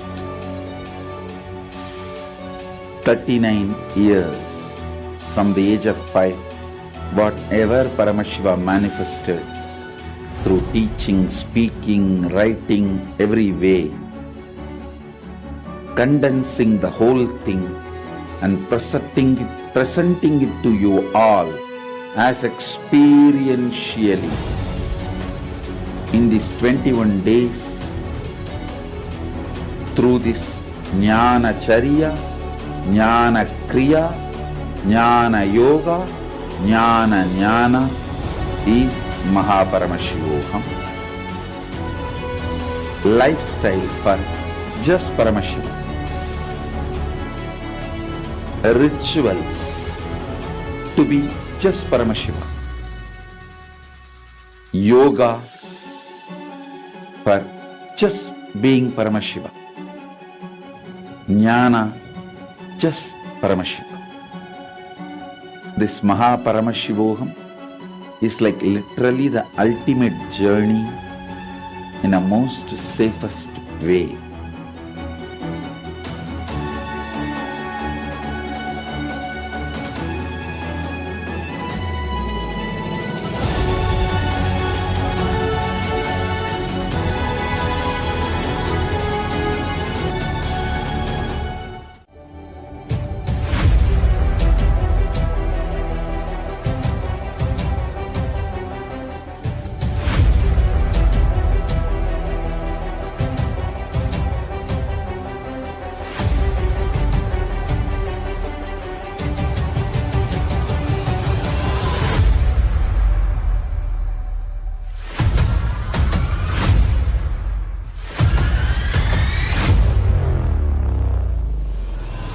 Whatever I shared till now, condensing the whole thing and reviving it as experience, starting from completion, unclutching, power manifestation, the states of consciousness, and the planes, multiple planes, everything.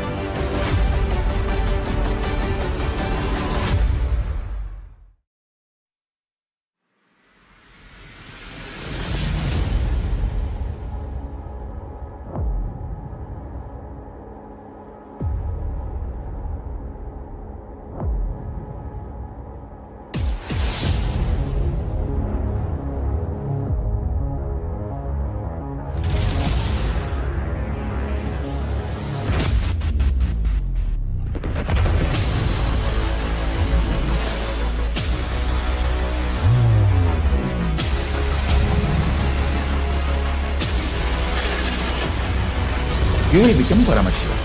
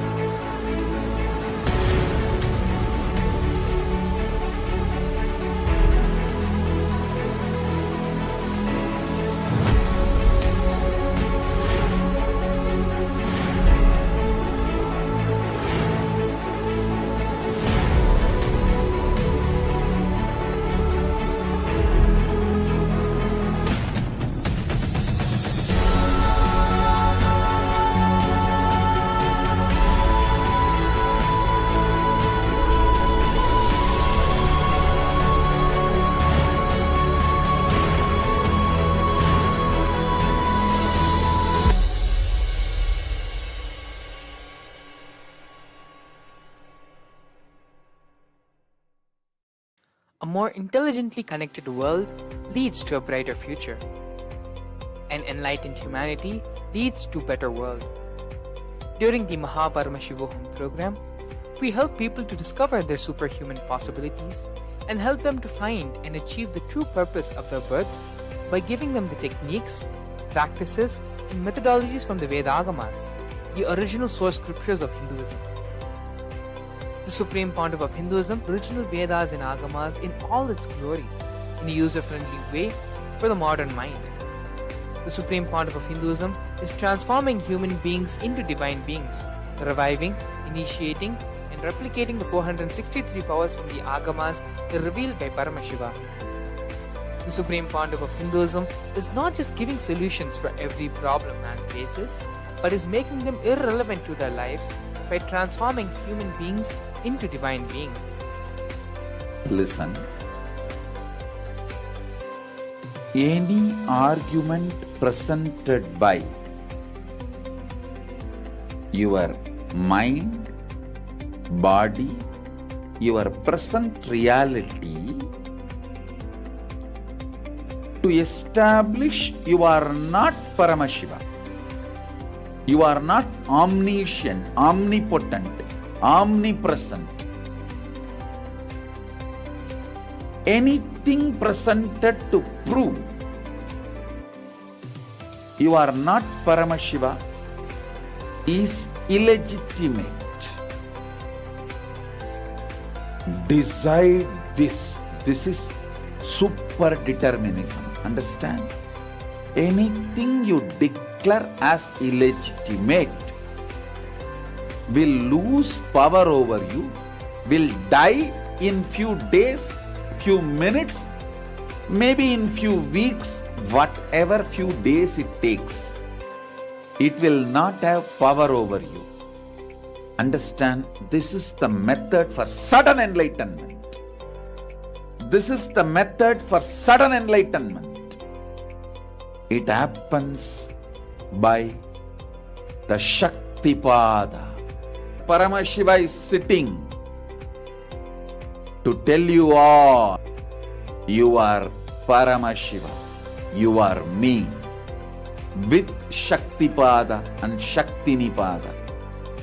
The Dvitiya Vijnasa Krama is an extensive and thorough yoga sequence to prepare your body to receive the experience being given by the Supreme Founder of Hinduism. Through the yoga, which is aligned as per the source scriptures laid down by Paramashiva and the Agamas, you break all the impossibility in your body and in turn break the very cognition of impossibility. The program leads you to go beyond your human frame and limiting human ideas, which prevents you from living your highest possibility.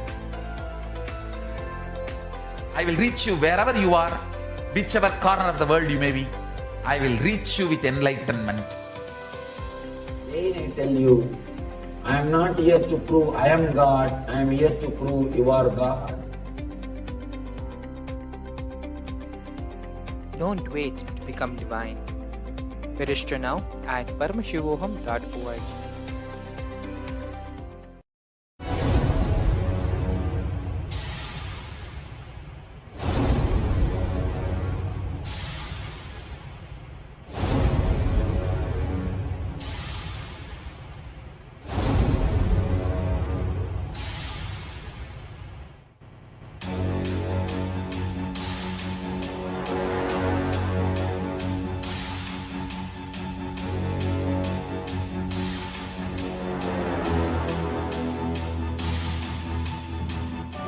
Understand? Literally last 39 years from the age of 5, whatever Paramashiva manifested through teaching, speaking, writing, every way, condensing the whole thing and presenting it to you all as experientially in these 21 days through this Jnana Charya, Jnana Kriya, Jnana Yoga, Jnana Jnana is Mahaparamashivoham. Lifestyle for just Paramashiva. Rituals to be just Paramashiva. Yoga for just being Paramashiva. Jnana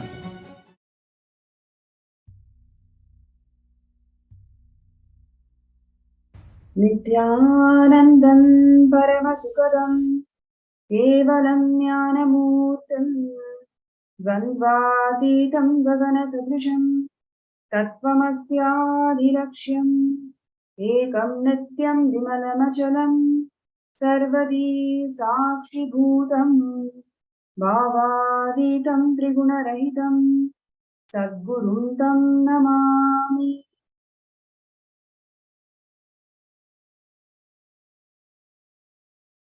Nithyanandam, I welcome all the viewers and participants around the world for this excellent Bhava Samadhi Darshans that all of us are experiencing and manifesting. Every day, the Supreme Founder of Hinduism, Bhagavan Nithyananda Paramashivam Swamiji, is manifesting the 64 manifestations of Paramashiva and gracing us all with this extraordinary experience of Bhava Samadhi Darshans. And today, before we get into this darshan, we're going to be having one of the very important contributions of Kailasa, bringing intellectual legitimacy to Hinduism. So it's going to be a very interactive session today, where we will be contributions of Kailasa in bringing the intellectual legitimacy. So before we get into the details of this show today, I would like to first briefly describe where do we stand today and why it is very important for us to understand the intellectual legitimacy of Hinduism. Sanskrit, it is one of the oldest available languages that we all know, and it has its dynamic abilities, whether it comes to metaphysical abilities or it comes to greatness of the structure that the language holds, or the formation and the grammar, and its ability to generate numerous meaningful knowledge systems. All of these components forms and makes Sanskrit as something which is extraordinary contribution of Hinduism to the world today. Even now, the modern scientist, whether it is quantum physicists or the mathematicians, every single dynamic field of modern physics and modern mathematics today find nuances in Sanskrit as something extraordinary, and that is something always pertain to research and development. And over the last 2 centuries, the ancient language has been ruthlessly persecuted, and in fact, used to its own advantage, misused and used for the at the hands of the anti-Hindu elements, in which that the whole context is distorted by mistranslation, and in fact, in many places, addition of the verses. In many cases, it is misrepresentation of the very language itself. So it is by large being abused by the Western Orientalists and also Dravidians, anti-foreigners, who has literally persecuted the entire language and used this as a powerful weapon to attack the intellectual abilities or the intellectual foreground of Hinduism. And today's segment, we are going to see how Kailasa, the supreme pontiff of Hinduism, Swamiji, has immensely contributed in terms of bringing back the intellectual legitimacy of Hinduism, and how by attacking this intellectual component of Hinduism, literally you can see that how Hindus are suffering from this double genocide effect. In a way that you do not even know that you are getting persecuted, you start believing the lies that's been always spread by anti-Hindu elements. For us to be in this double-blind genocide effect, attacking the intellectual component of Hinduism has always played as a very important tool at the hands of anti-Hindus. And today's segment, we're going to be seeing a lot more facts and a lot more details on how the whole intellectual terrorism had happened in Hinduism. And in today's segment, we will be also having some very interesting speakers who has immense experience in terms of learning Shastras or being involved in the various Hindu activist groups, where you can voice and talk about these persecution. And at the same time, they are immensely enriched by Swamiji's grace and Swamiji's contributions of Kailasa, and they're already part of Seven Vipita. So we'll be having very interesting points, new points coming up from these speakers as well. And firstly, today's show will be focusing on 2 important components. First component is the most abused scripture in the world, in fact. And number 2 is the social systems, Hindu social systems, which is Varnashrama Dharma. So how these 2 components, let's take examples of these 2, and we will see in detail how these are used as weapons by misquoting, misrepresentation, and mistranslation, how these import of Hindu social structure as well as Hindu constitution is being abused to make this double genocide of Hindus being really prevalent. Now, firstly, we'll talk about Manusmriti. Manusmriti is one of the most abused scripture in the world, and it forms the constitution of Kailasa also. Swamiji has told that Manusmriti and 32 other Dharma Shastras will form the very basis of the constitution of Kailasa. And why Manusmriti is called as the most abused scripture in the world? I'm going to give you some of the examples. Manusmriti has about 100,000 verses originally. Now, what we have as Manusmriti is only 4,400 verses. You can see the huge gap in terms of how Manusmriti was presented originally by Manu and what we have today. So where did this gap and where are these 96,000 verses go? That is the question number 1. Number 2, the original context or the preamble of Manusmriti clearly talks about how the human beings are endowed and empowered to be treated as Paramashiva. That is the first and foremost preamble that Manusmriti is presenting to the world, where it says that you have right to be treated as Paramashiva. So the very preamble of Manusmriti defines the scripture itself, isn't it? Anytime when you go to a bookshop and you want to buy a book, you read the foreword, and the very foreword will actually give you an essence of what the book is going to talk about. This is what is the usual norm, isn't it?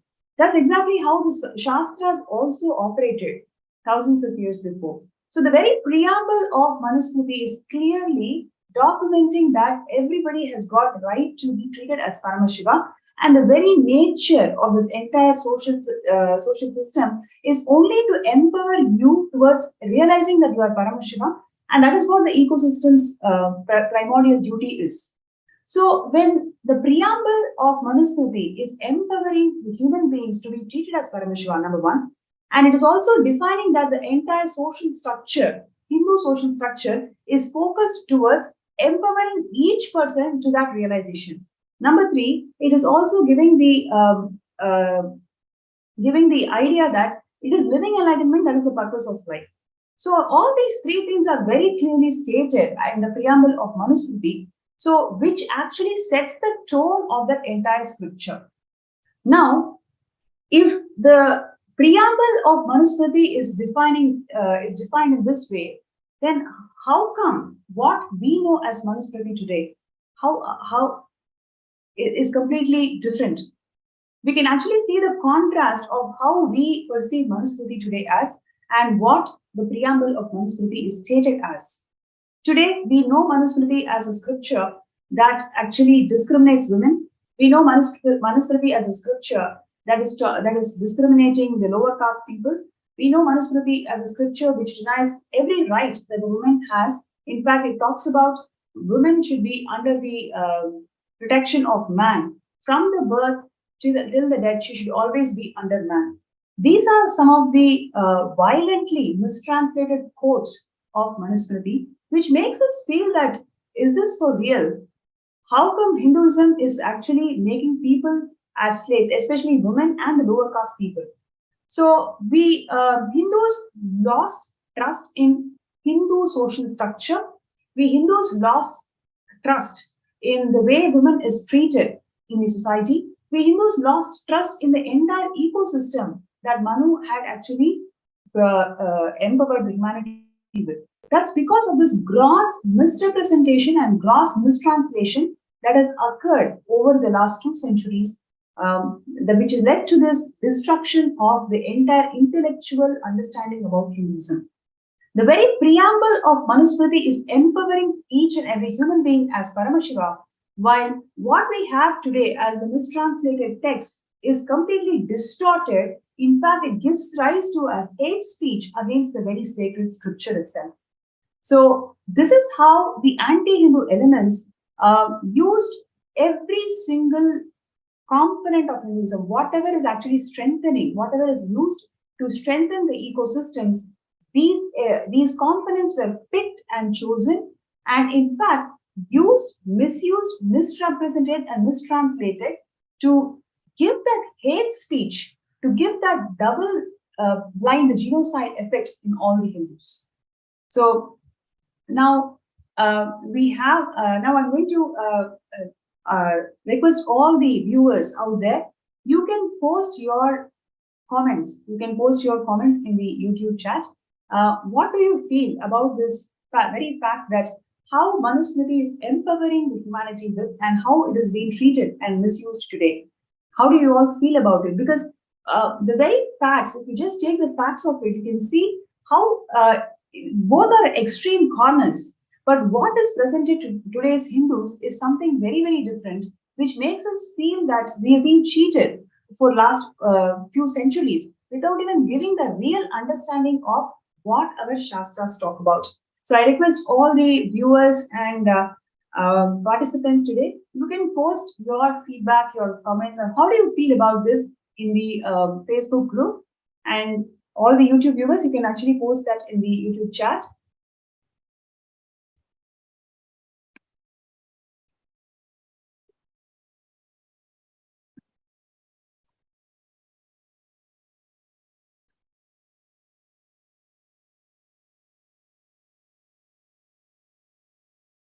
And requesting everybody to start posting your views about this entire intellectual terrorism that is happening to Hinduism today. So every view of yours really matters.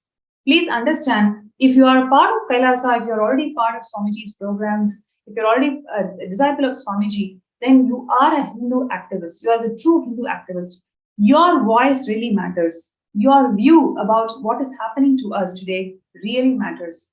So I request everybody who's listening to this session, please post your views. What do you really feel about it? Just to know the fact that one of the most abused scripture is actually one of the most misrepresented scripture in the world. It is actually empowering all of us to become Paramashiva, to be Paramashiva, to realize ourselves as the mistranslation and misrepresentation makes it look like it is actually discriminating every single human being out there in terms of caste, in terms of gender and whatnot. So this gross injustice that is being incurred to our scriptures, what do you all feel? And your view really matters here. So I request everybody to take few minutes to post your understandings and whatever you feel, please post that in the chat. Sorry, not in the chat, in the FB group. So you can see there is a QR code that's been flashed on the screen. So you can scan the QR code and it directly leads you to FB group. And in the FB group, you can post your feedback and your thoughts.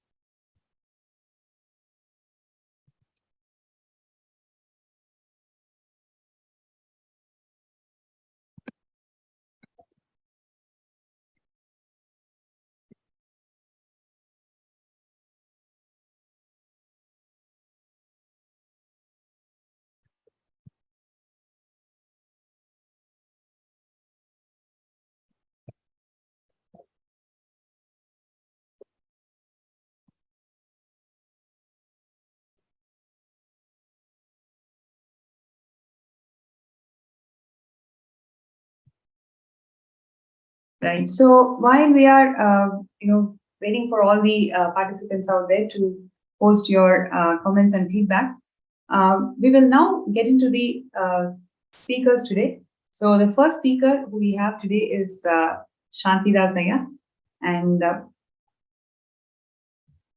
so I welcome Shantidas Ayya to the show today. Nithyananda Maya.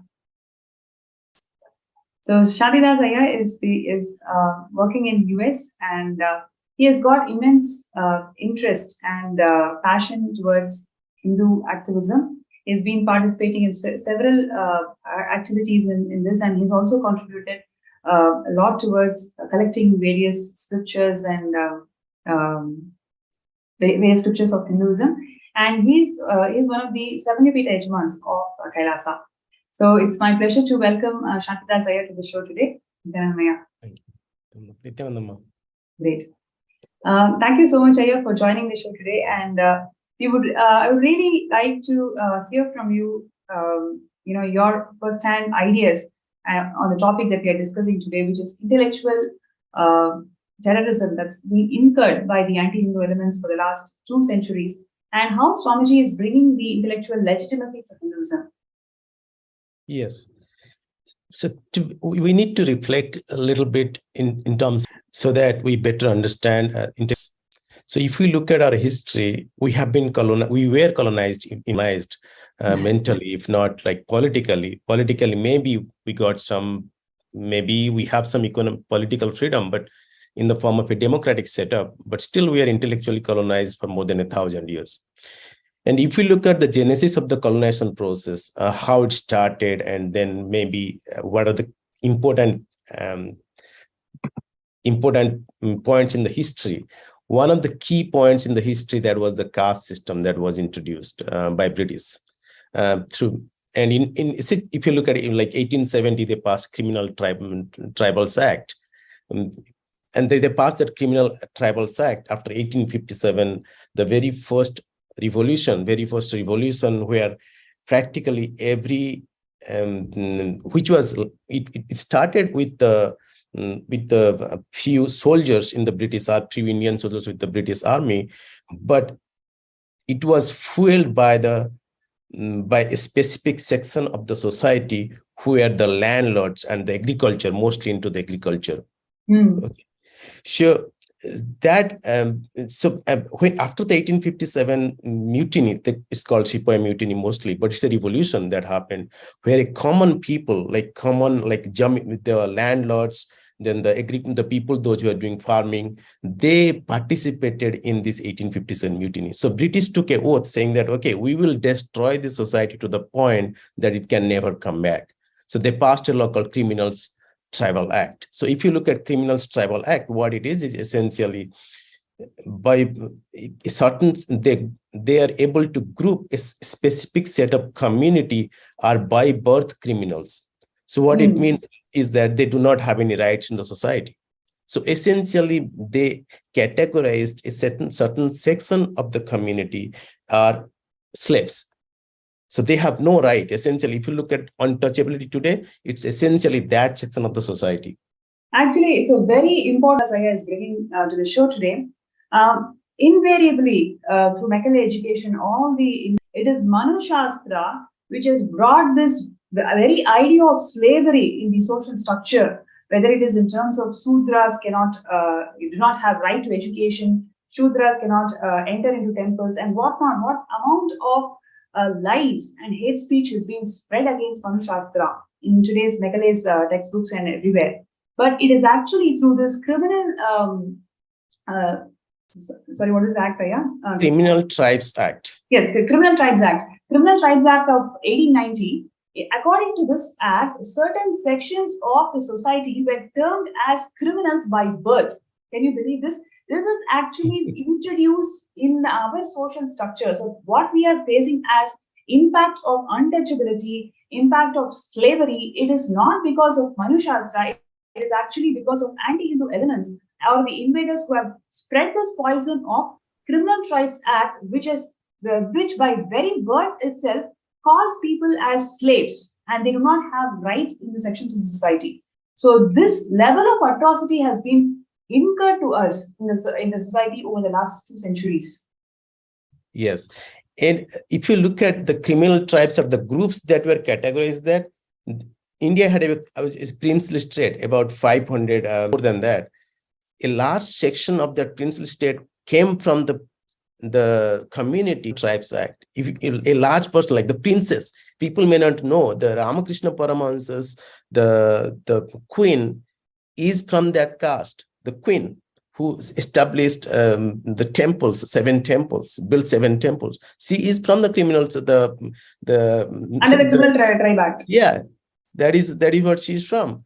So, in fact, the large percentage, more than about 70% of the kingdoms belong to that specific caste.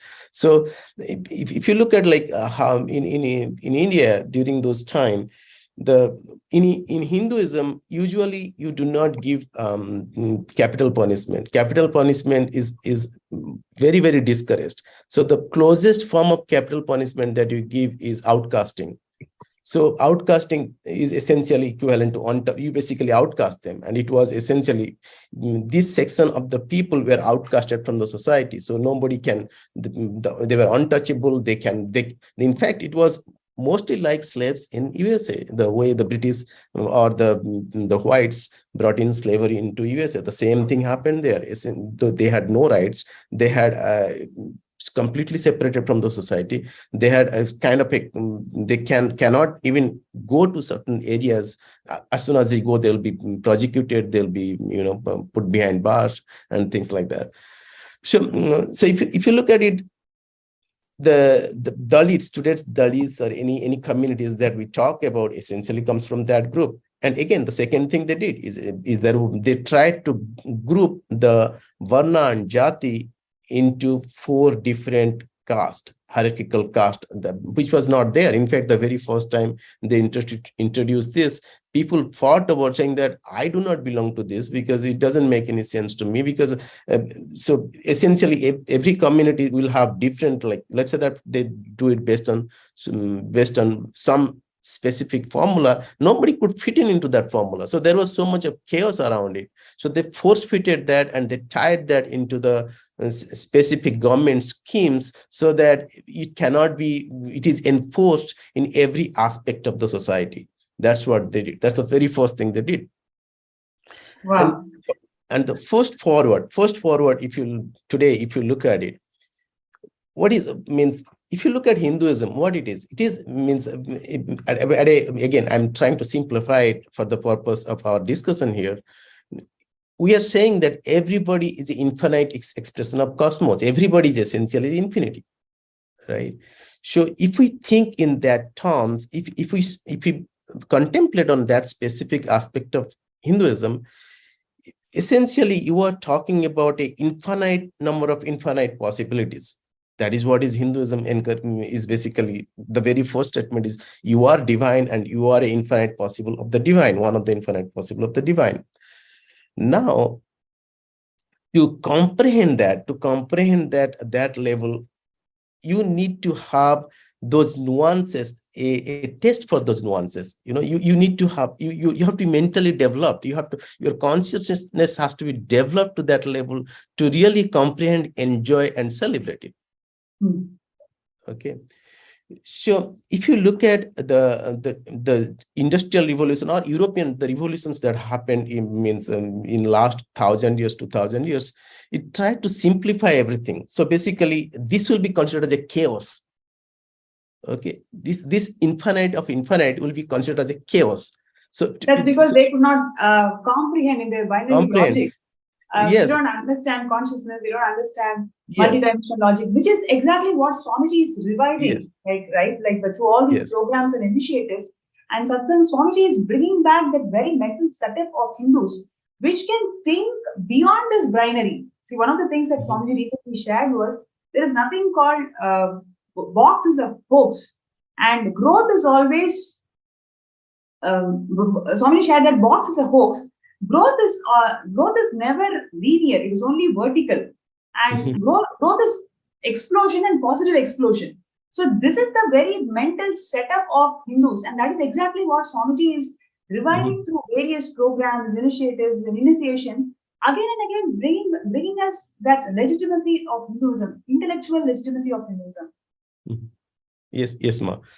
So essentially, I would like to just add, welcome Dr. Murali also to this panel now, because he is like very interested to share his thoughts on the same topic that you were sharing about the Criminal Tribes Act. So I thought, maybe this is the best time to add Dr. Murali also to this show. Nithyananda Murali, yeah.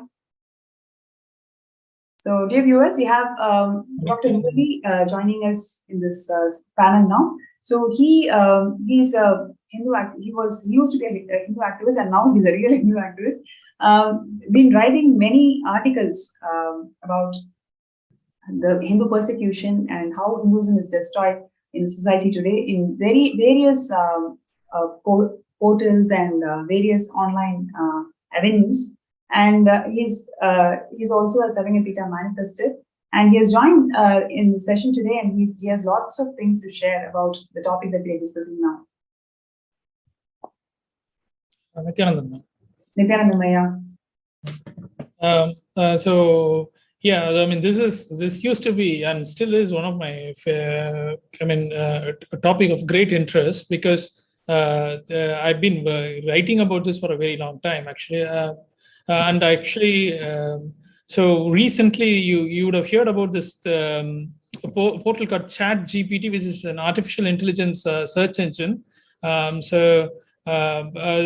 Which actually gives answers for questions you put across, including writing code for you and things like that. So it does a lot of fascinating things. It's a great tool, but it also exposes the outright bias of the Western academia, and how the translation has been deliberately misdone. For example, you can basically ask questions to it and it would answer. So I asked about caste and Manusmriti, and which was the verse which actually says that caste is by, and so it gave the verse, it quoted the verse, and then it translated it as, this gave a translation which says it was by birth. So I asked, like, which word is that? And I looked at the verse it used, because there are 50 different versions of Manusmriti. So the specific version it gave, I don't know where it came from. So it gave a specific word which says Varnashu and Jatishu are the two words which says by birth. So then I asked ChatGPT itself, so okay, give me the grammatical breakdown of the word and what it means. So it actually did the translation of breaking down the words, and he said, like, jati plus shu and varna plus shu is means by birth. And then, like, I asked it to give the grammatical breakup, and he said, like, jati shu is basic.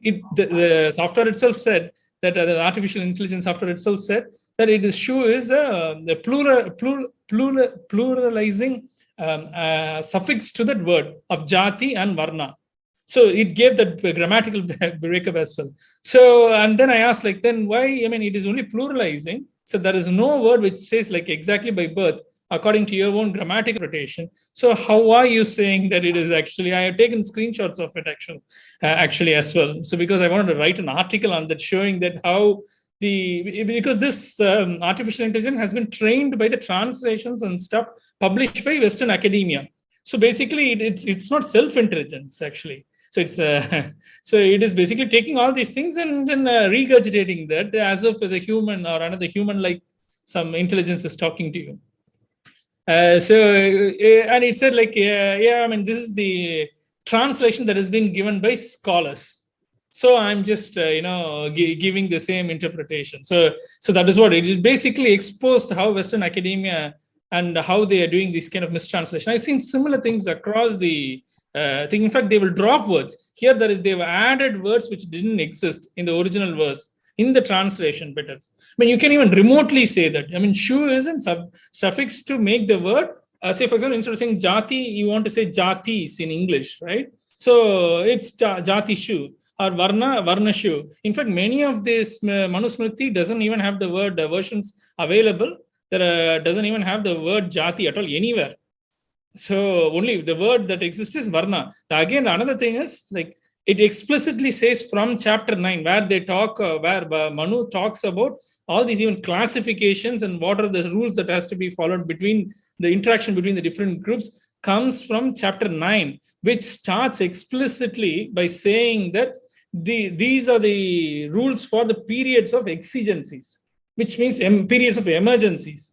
And in fact, Kane, who's one of the experts in Dharma Shastra, in all translations, in almost all versions of Manusmriti, this is there explicitly from chapter 9. But including our own people, Kane is an Indian Sanskritam expert and expert in Dharma Shastra, who wrote the translation, multi-volume, 13 volumes, I think, of all the different Dharma Shastras. They have, like, basically ignored this preamble for the chapter starting from 9, and then started talking about as if they were part of the regular rules as well. Even though, those rules themselves aren't discriminatory, actually, as it has been portrayed. They have mistranslations and things like that. So sadly, that is the state of affairs, because we just wanted to believe the Western, the British colonial and the Christian missionary narrative and translation. Even those great Sanskritam experts who did a genuine translation, they themselves fell for it because they missed literal phrases and preambles. Even though they wrote it down in the translation, they put that line, and after that they will ignore what those lines actually mean. That is the impact of the double genocide that has incurred to the brainwash. Yes, we are totally brainwashed. Even though we know the language, even though we know the translation, even though we translate it rightly, but we forget it because we are so accustomed to the reality that, okay, Manu Shastra means it is going to discriminate women, it is going to discriminate Shudras. These are all the ideas that has been imprinted in our brains. So even the Sanskrit scholars are not able to see through this whole thing, and they just fall prey for this. Yes. And also, I'll give you an example. Beautifully brought up the topic of Criminal Tribes Act. In fact, the whole terminology now we use, scheduled caste and scheduled tribe, originated with the Criminal Tribes Act, where they had an appendix, a schedule to the statute, the law, which listed the tribes and the castes. In fact, in Tamil Nadu, you will know, Tamil Nadu, the caste called the Parayar community. The Parayar community, according to British own written records, which was republished by Dharampal in the 1980s, shows that Parayars, and still are, many people in many of the villages still know that only the Talayari, Talayari literally means the village chief, can only be from the Parayar community. So if the village chief can only be from the Parayar community, how can they become the untouchable? So what was the traditional job of the Talayari was to guard the village. You would have also heard of the caste Padayachi. Padai means army. So Padayachi are the people who went and worked in the army. So Talayari are the people who are the internal security, the police department. It's like the commissioners and deputy commissioners and assistant commissioners we have now in the modern system. In fact, that job of being the police of the community in the village was taken away from them by the British using the Madras Police Act, which is the act which is followed all across India till date for the system of the Indian police service. So it's so ridiculous. And then they were actually classified as criminal tribes under the Criminal Tribes Act. The reason being that because they were the people after the Padayachi community, because they were in the army. Once the army was taken over by the British, even while the Indian rulers were there, by deceit, it was the people who would oppose the British interference into the local administration because they were the police. They are the Talayaris. So they were targeted by British and made into untouchable. And when the Criminal Tribes Act came into existence, obviously people stopped associating with themselves because anybody who associates with the criminal will be classified as criminal. Even now the police, right? If you have somebody in your family who had done something, a crime, they will treat the whole family as of being criminal, and then they will, harass you and things like that. If your neighbor is so, if you talk to them, then they will come and question you. Oh, what is the connection between you and things like that? Especially if those people are from the lower middle class and the economically downtrodden classes. So this is a tactic they still use. So people force themselves to be dissociated because out of fear. And then that practice became untouchability later on. So this was, there is another evidence for it. In fact, there is something called... I would like to jump in here, Dr. Muliye. We have Kailasa's Bhaktivasya Ma, who's sharing that I find comfort in Manusmriti. The laws of Manu, Kailasa governing within these laws are of highest cosmic laws, of highest cosmic order. Time-tested law system that runs and governs with highest cognitions is too profound. This system blesses all with one specific thing that brings huge comfort, is that everyone should be treated as Paramashiva. Actually, this is the first preamble, very first introduction that Swamiji gives in Kailasa's jurisprudence, where everybody is Paramashiva and everybody holds right to be treated as Paramashiva. So that is how Kailasa's preamble is written by Swamiji. And Ma Bhaktivasya shares that I am grateful for the system that is complete and has no ulterior motives. It is complete and treats everyone from the space of completion. And we have Wai Chun Yup, who says that I have known my master for 8 months. In these 8 months, I have witnessed many miracles. My master has asked me to demonstrate what compassion and love is. Every perfection touched my soul, and I'm completely moved and respected. Master is too great. He is the future of mankind. So beautiful. In the lines of what Murali was sharing, I just would like to add a couple of things. Aya, you were talking about how this Parayars, people from the south, I'm sure there's so much of revolution happened in this work called Parayar. And in fact, they are actually the village security guards. They come from a very respectable positions. Oh, no, not security. They're like the police. They contact as well. The Talayari means the head. Yeah, exactly. They are the chiefs. So we can see to what level the society is brainwashed. And now what Swamiji is doing is he is reviving the whole social system of Hindus, social system that Hindus had. Conscious mutation, the Paramashivam program, Paramashivam program, all these programs that Swamiji is conducting and giving Bhava Samadhi Darshans of 64 manifestations of Paramashiva, everything is to reactivate the DNA, awaken the DNA which holds these specific genetic codes of your Gotra. Because right now we are in a space and place where we don't know our roots. We are in such Hindus are experiencing such identity crisis. We don't even know that we have access to huge information just by awakening our Gotras. Because our social systems are so much has undergone so much of persecution, we don't know the values and we don't know the immense potential that exists in these Gotras, which is what Swamiji is awakening through all these initiations and superconscious mutation processes. So that this is one more unique contribution of Swamiji in awakening the Gotras and the potential that each human being holds through awakening of these genetic codes that exist in Gotras. So one other thing what Murliaya was sharing was, when through this artificial intelligence tool, in the original Manusmriti, there exists no word called jati. Jati is an introduced term in the medieval period. So, but it is so all these mistranslated and misquoted texts that Manu Shastra is actually talking about jati. Manu never spoke about jati, in fact. So that is one of the other important things which I wanted to highlight in what Dr. Murliaya was sharing. So, Shantira Saya, do you want to add anything to what we're discussing here right now? No, actually, Murliaya brought up the points which can be validated and verified even today, right? And it's very clearly, it's in a very simple terms.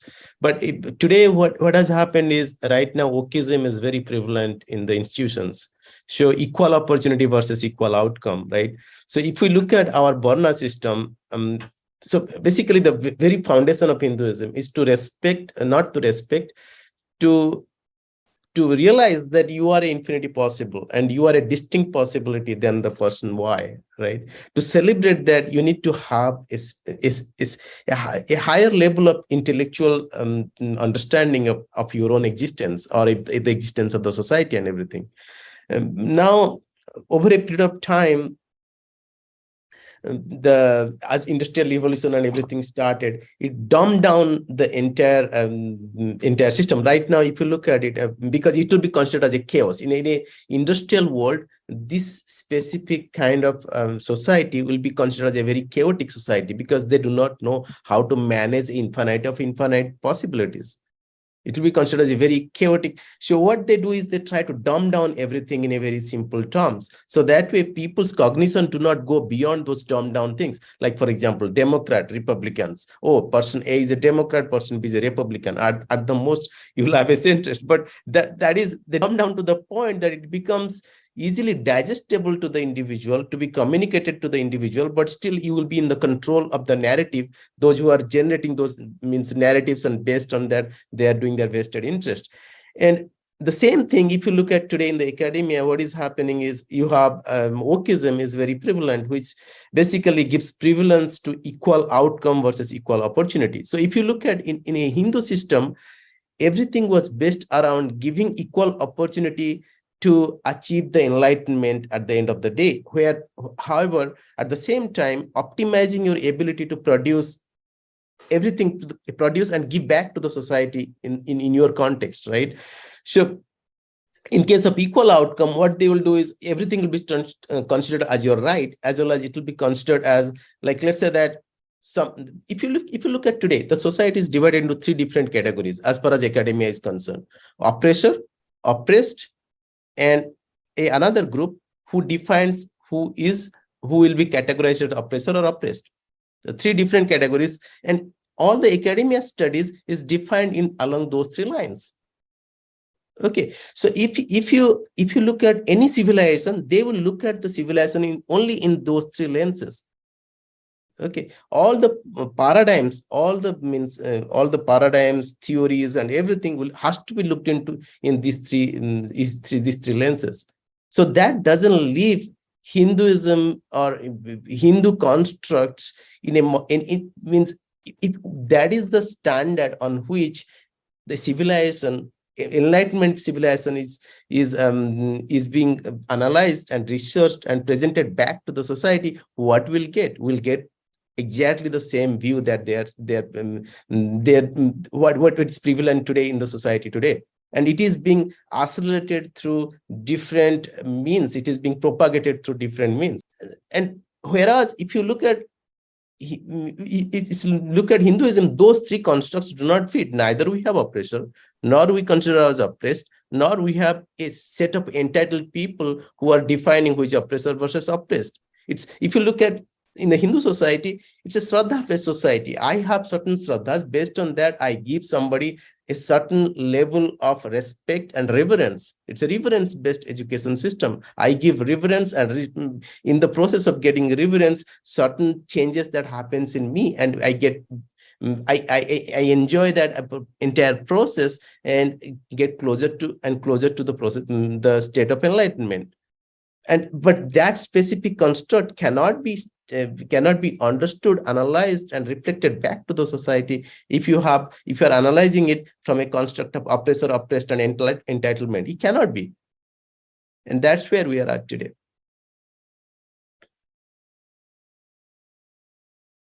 Yes, absolutely. And how do you see Swamiji's contribution over the last 30 years is deeply influencing the Hindu youth in understanding the real intellectual wealth that Hinduism holds? Yes, ma. So basically, if I understand Swamiji, it means it'll be too small for me to understand. But if you look at Swamiji's vision is to revive Hinduism as per Hinduism, not through authentically revive Hinduism as per Hinduism, right? So the very first bold statement, Swamiji, nobody has made so far. Manusmriti is part of Kailasa's constitution. What does it tell? That itself tells means to the Hindu youth who wants to get. Oh yeah, initially he'll be confused. Initially he will say that this is but as he gets deeper and deeper, and the interest that he generates, he will start looking at what is Manusmriti, and which is essentially, then he will come to the same realization. He's basically taking the intellectual context from a Hindu context and presenting it to the masses so that they truly can understand, digest, and see its value for themselves for themselves, as well as for the society, as well as to truly understand the purpose of life. And he's doing that in every single sense. Like, for example, he has spoken extensively about Varna and Jati. Extensively. It means he has written articles on it. It means he himself has written, I think, 1 or 2 articles, or a few of his satsangs as articles that I have read in the past. And if you look at it, how he eloquently talked about Varna and Jati in one of he said that there is no, the thing is, there is no capital difference between a Brahmin teaching something and someone else. Let's say that somebody is, let's say that the Brahmin's teaching from a capitalistic point of view has no greater value than somebody producing grain. Like so there is, at that level, there is equality. Okay, because that thought current is not present for a Hindu point of view, that Brahmin's teaching is much more capital value than somebody producing grain. But if you look at today's society, the knowledge, let's say that somebody is doing something in the computers, it has been given a lot more value, in the sense that he can earn more. It is given a lot more value than somebody producing grain. So, but that specific dynamics is missing completely from the Hindu, from a Hindu Varna system point of view, because that specific cognition is missing, because that is how it is not set up. So nobody is supposed to should think that, okay, just because in the process of Brahmins producing knowledge, he will have a much higher status in the society or lower status in the society. There is no such ideas that is that we the Hindus are should cognize. Basically, there is no such concepts that, okay, just because he is teaching, he will have a higher values, he needs to get given more money. There is no capital difference between these two groups. They have more or less same value as far as the society is concerned. It's a fantastic point that you brought out, because I'm in the financial sector now. So this is one of my favorite topics, economics. And Swamiji talks about Sadashiva's economics and economics in the Agama. So there is, if you look at it, for example, the current system, the entire system is designed against that. For example, say somebody in agriculture will take, say, 3 months to produce $1,000 worth of goods, because he's at the mercy of nature and everything, and it takes time in agriculture. A computer programmer will make the same $1,000 in a month, and somebody in Wall Street will do it, say, in 1 day, make it. So its efficiency is very high. See, the different industries have different efficiencies. So using the same unit of economics, currency, that is, in all these fields, is to actually enslave the agriculturist and destroy it.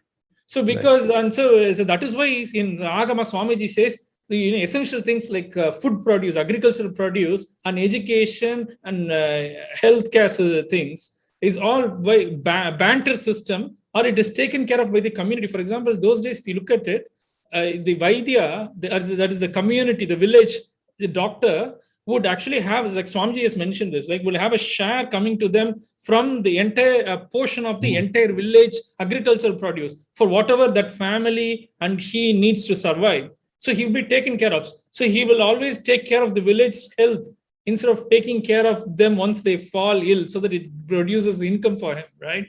So, and there is no currency there at all. So they will not be running behind currencies. Now, anybody from all the way up to somebody who works as a laborer, to all the way somebody who's on Wall Street, is running after the same currency. That is why everybody is running after investment, share market, stock market, mutual funds, and things like that. So basically what they have done is, the economic system in the West is designed in a way that it makes people run after currency. Otherwise, their whole life and their retirement is insecure. So constantly people are made feel insecure. So, and also then they have this kind of dividing concept, binary concept, like Republican, Democrat. So constantly people fight at all the level, from the level of economics to the level of politics. So they are never at peace, so that you can divide and rule and you can enslave them. So this entire system from politics to economics is set up in a way to divide them, run after basic existential security, so that you can keep them enslaved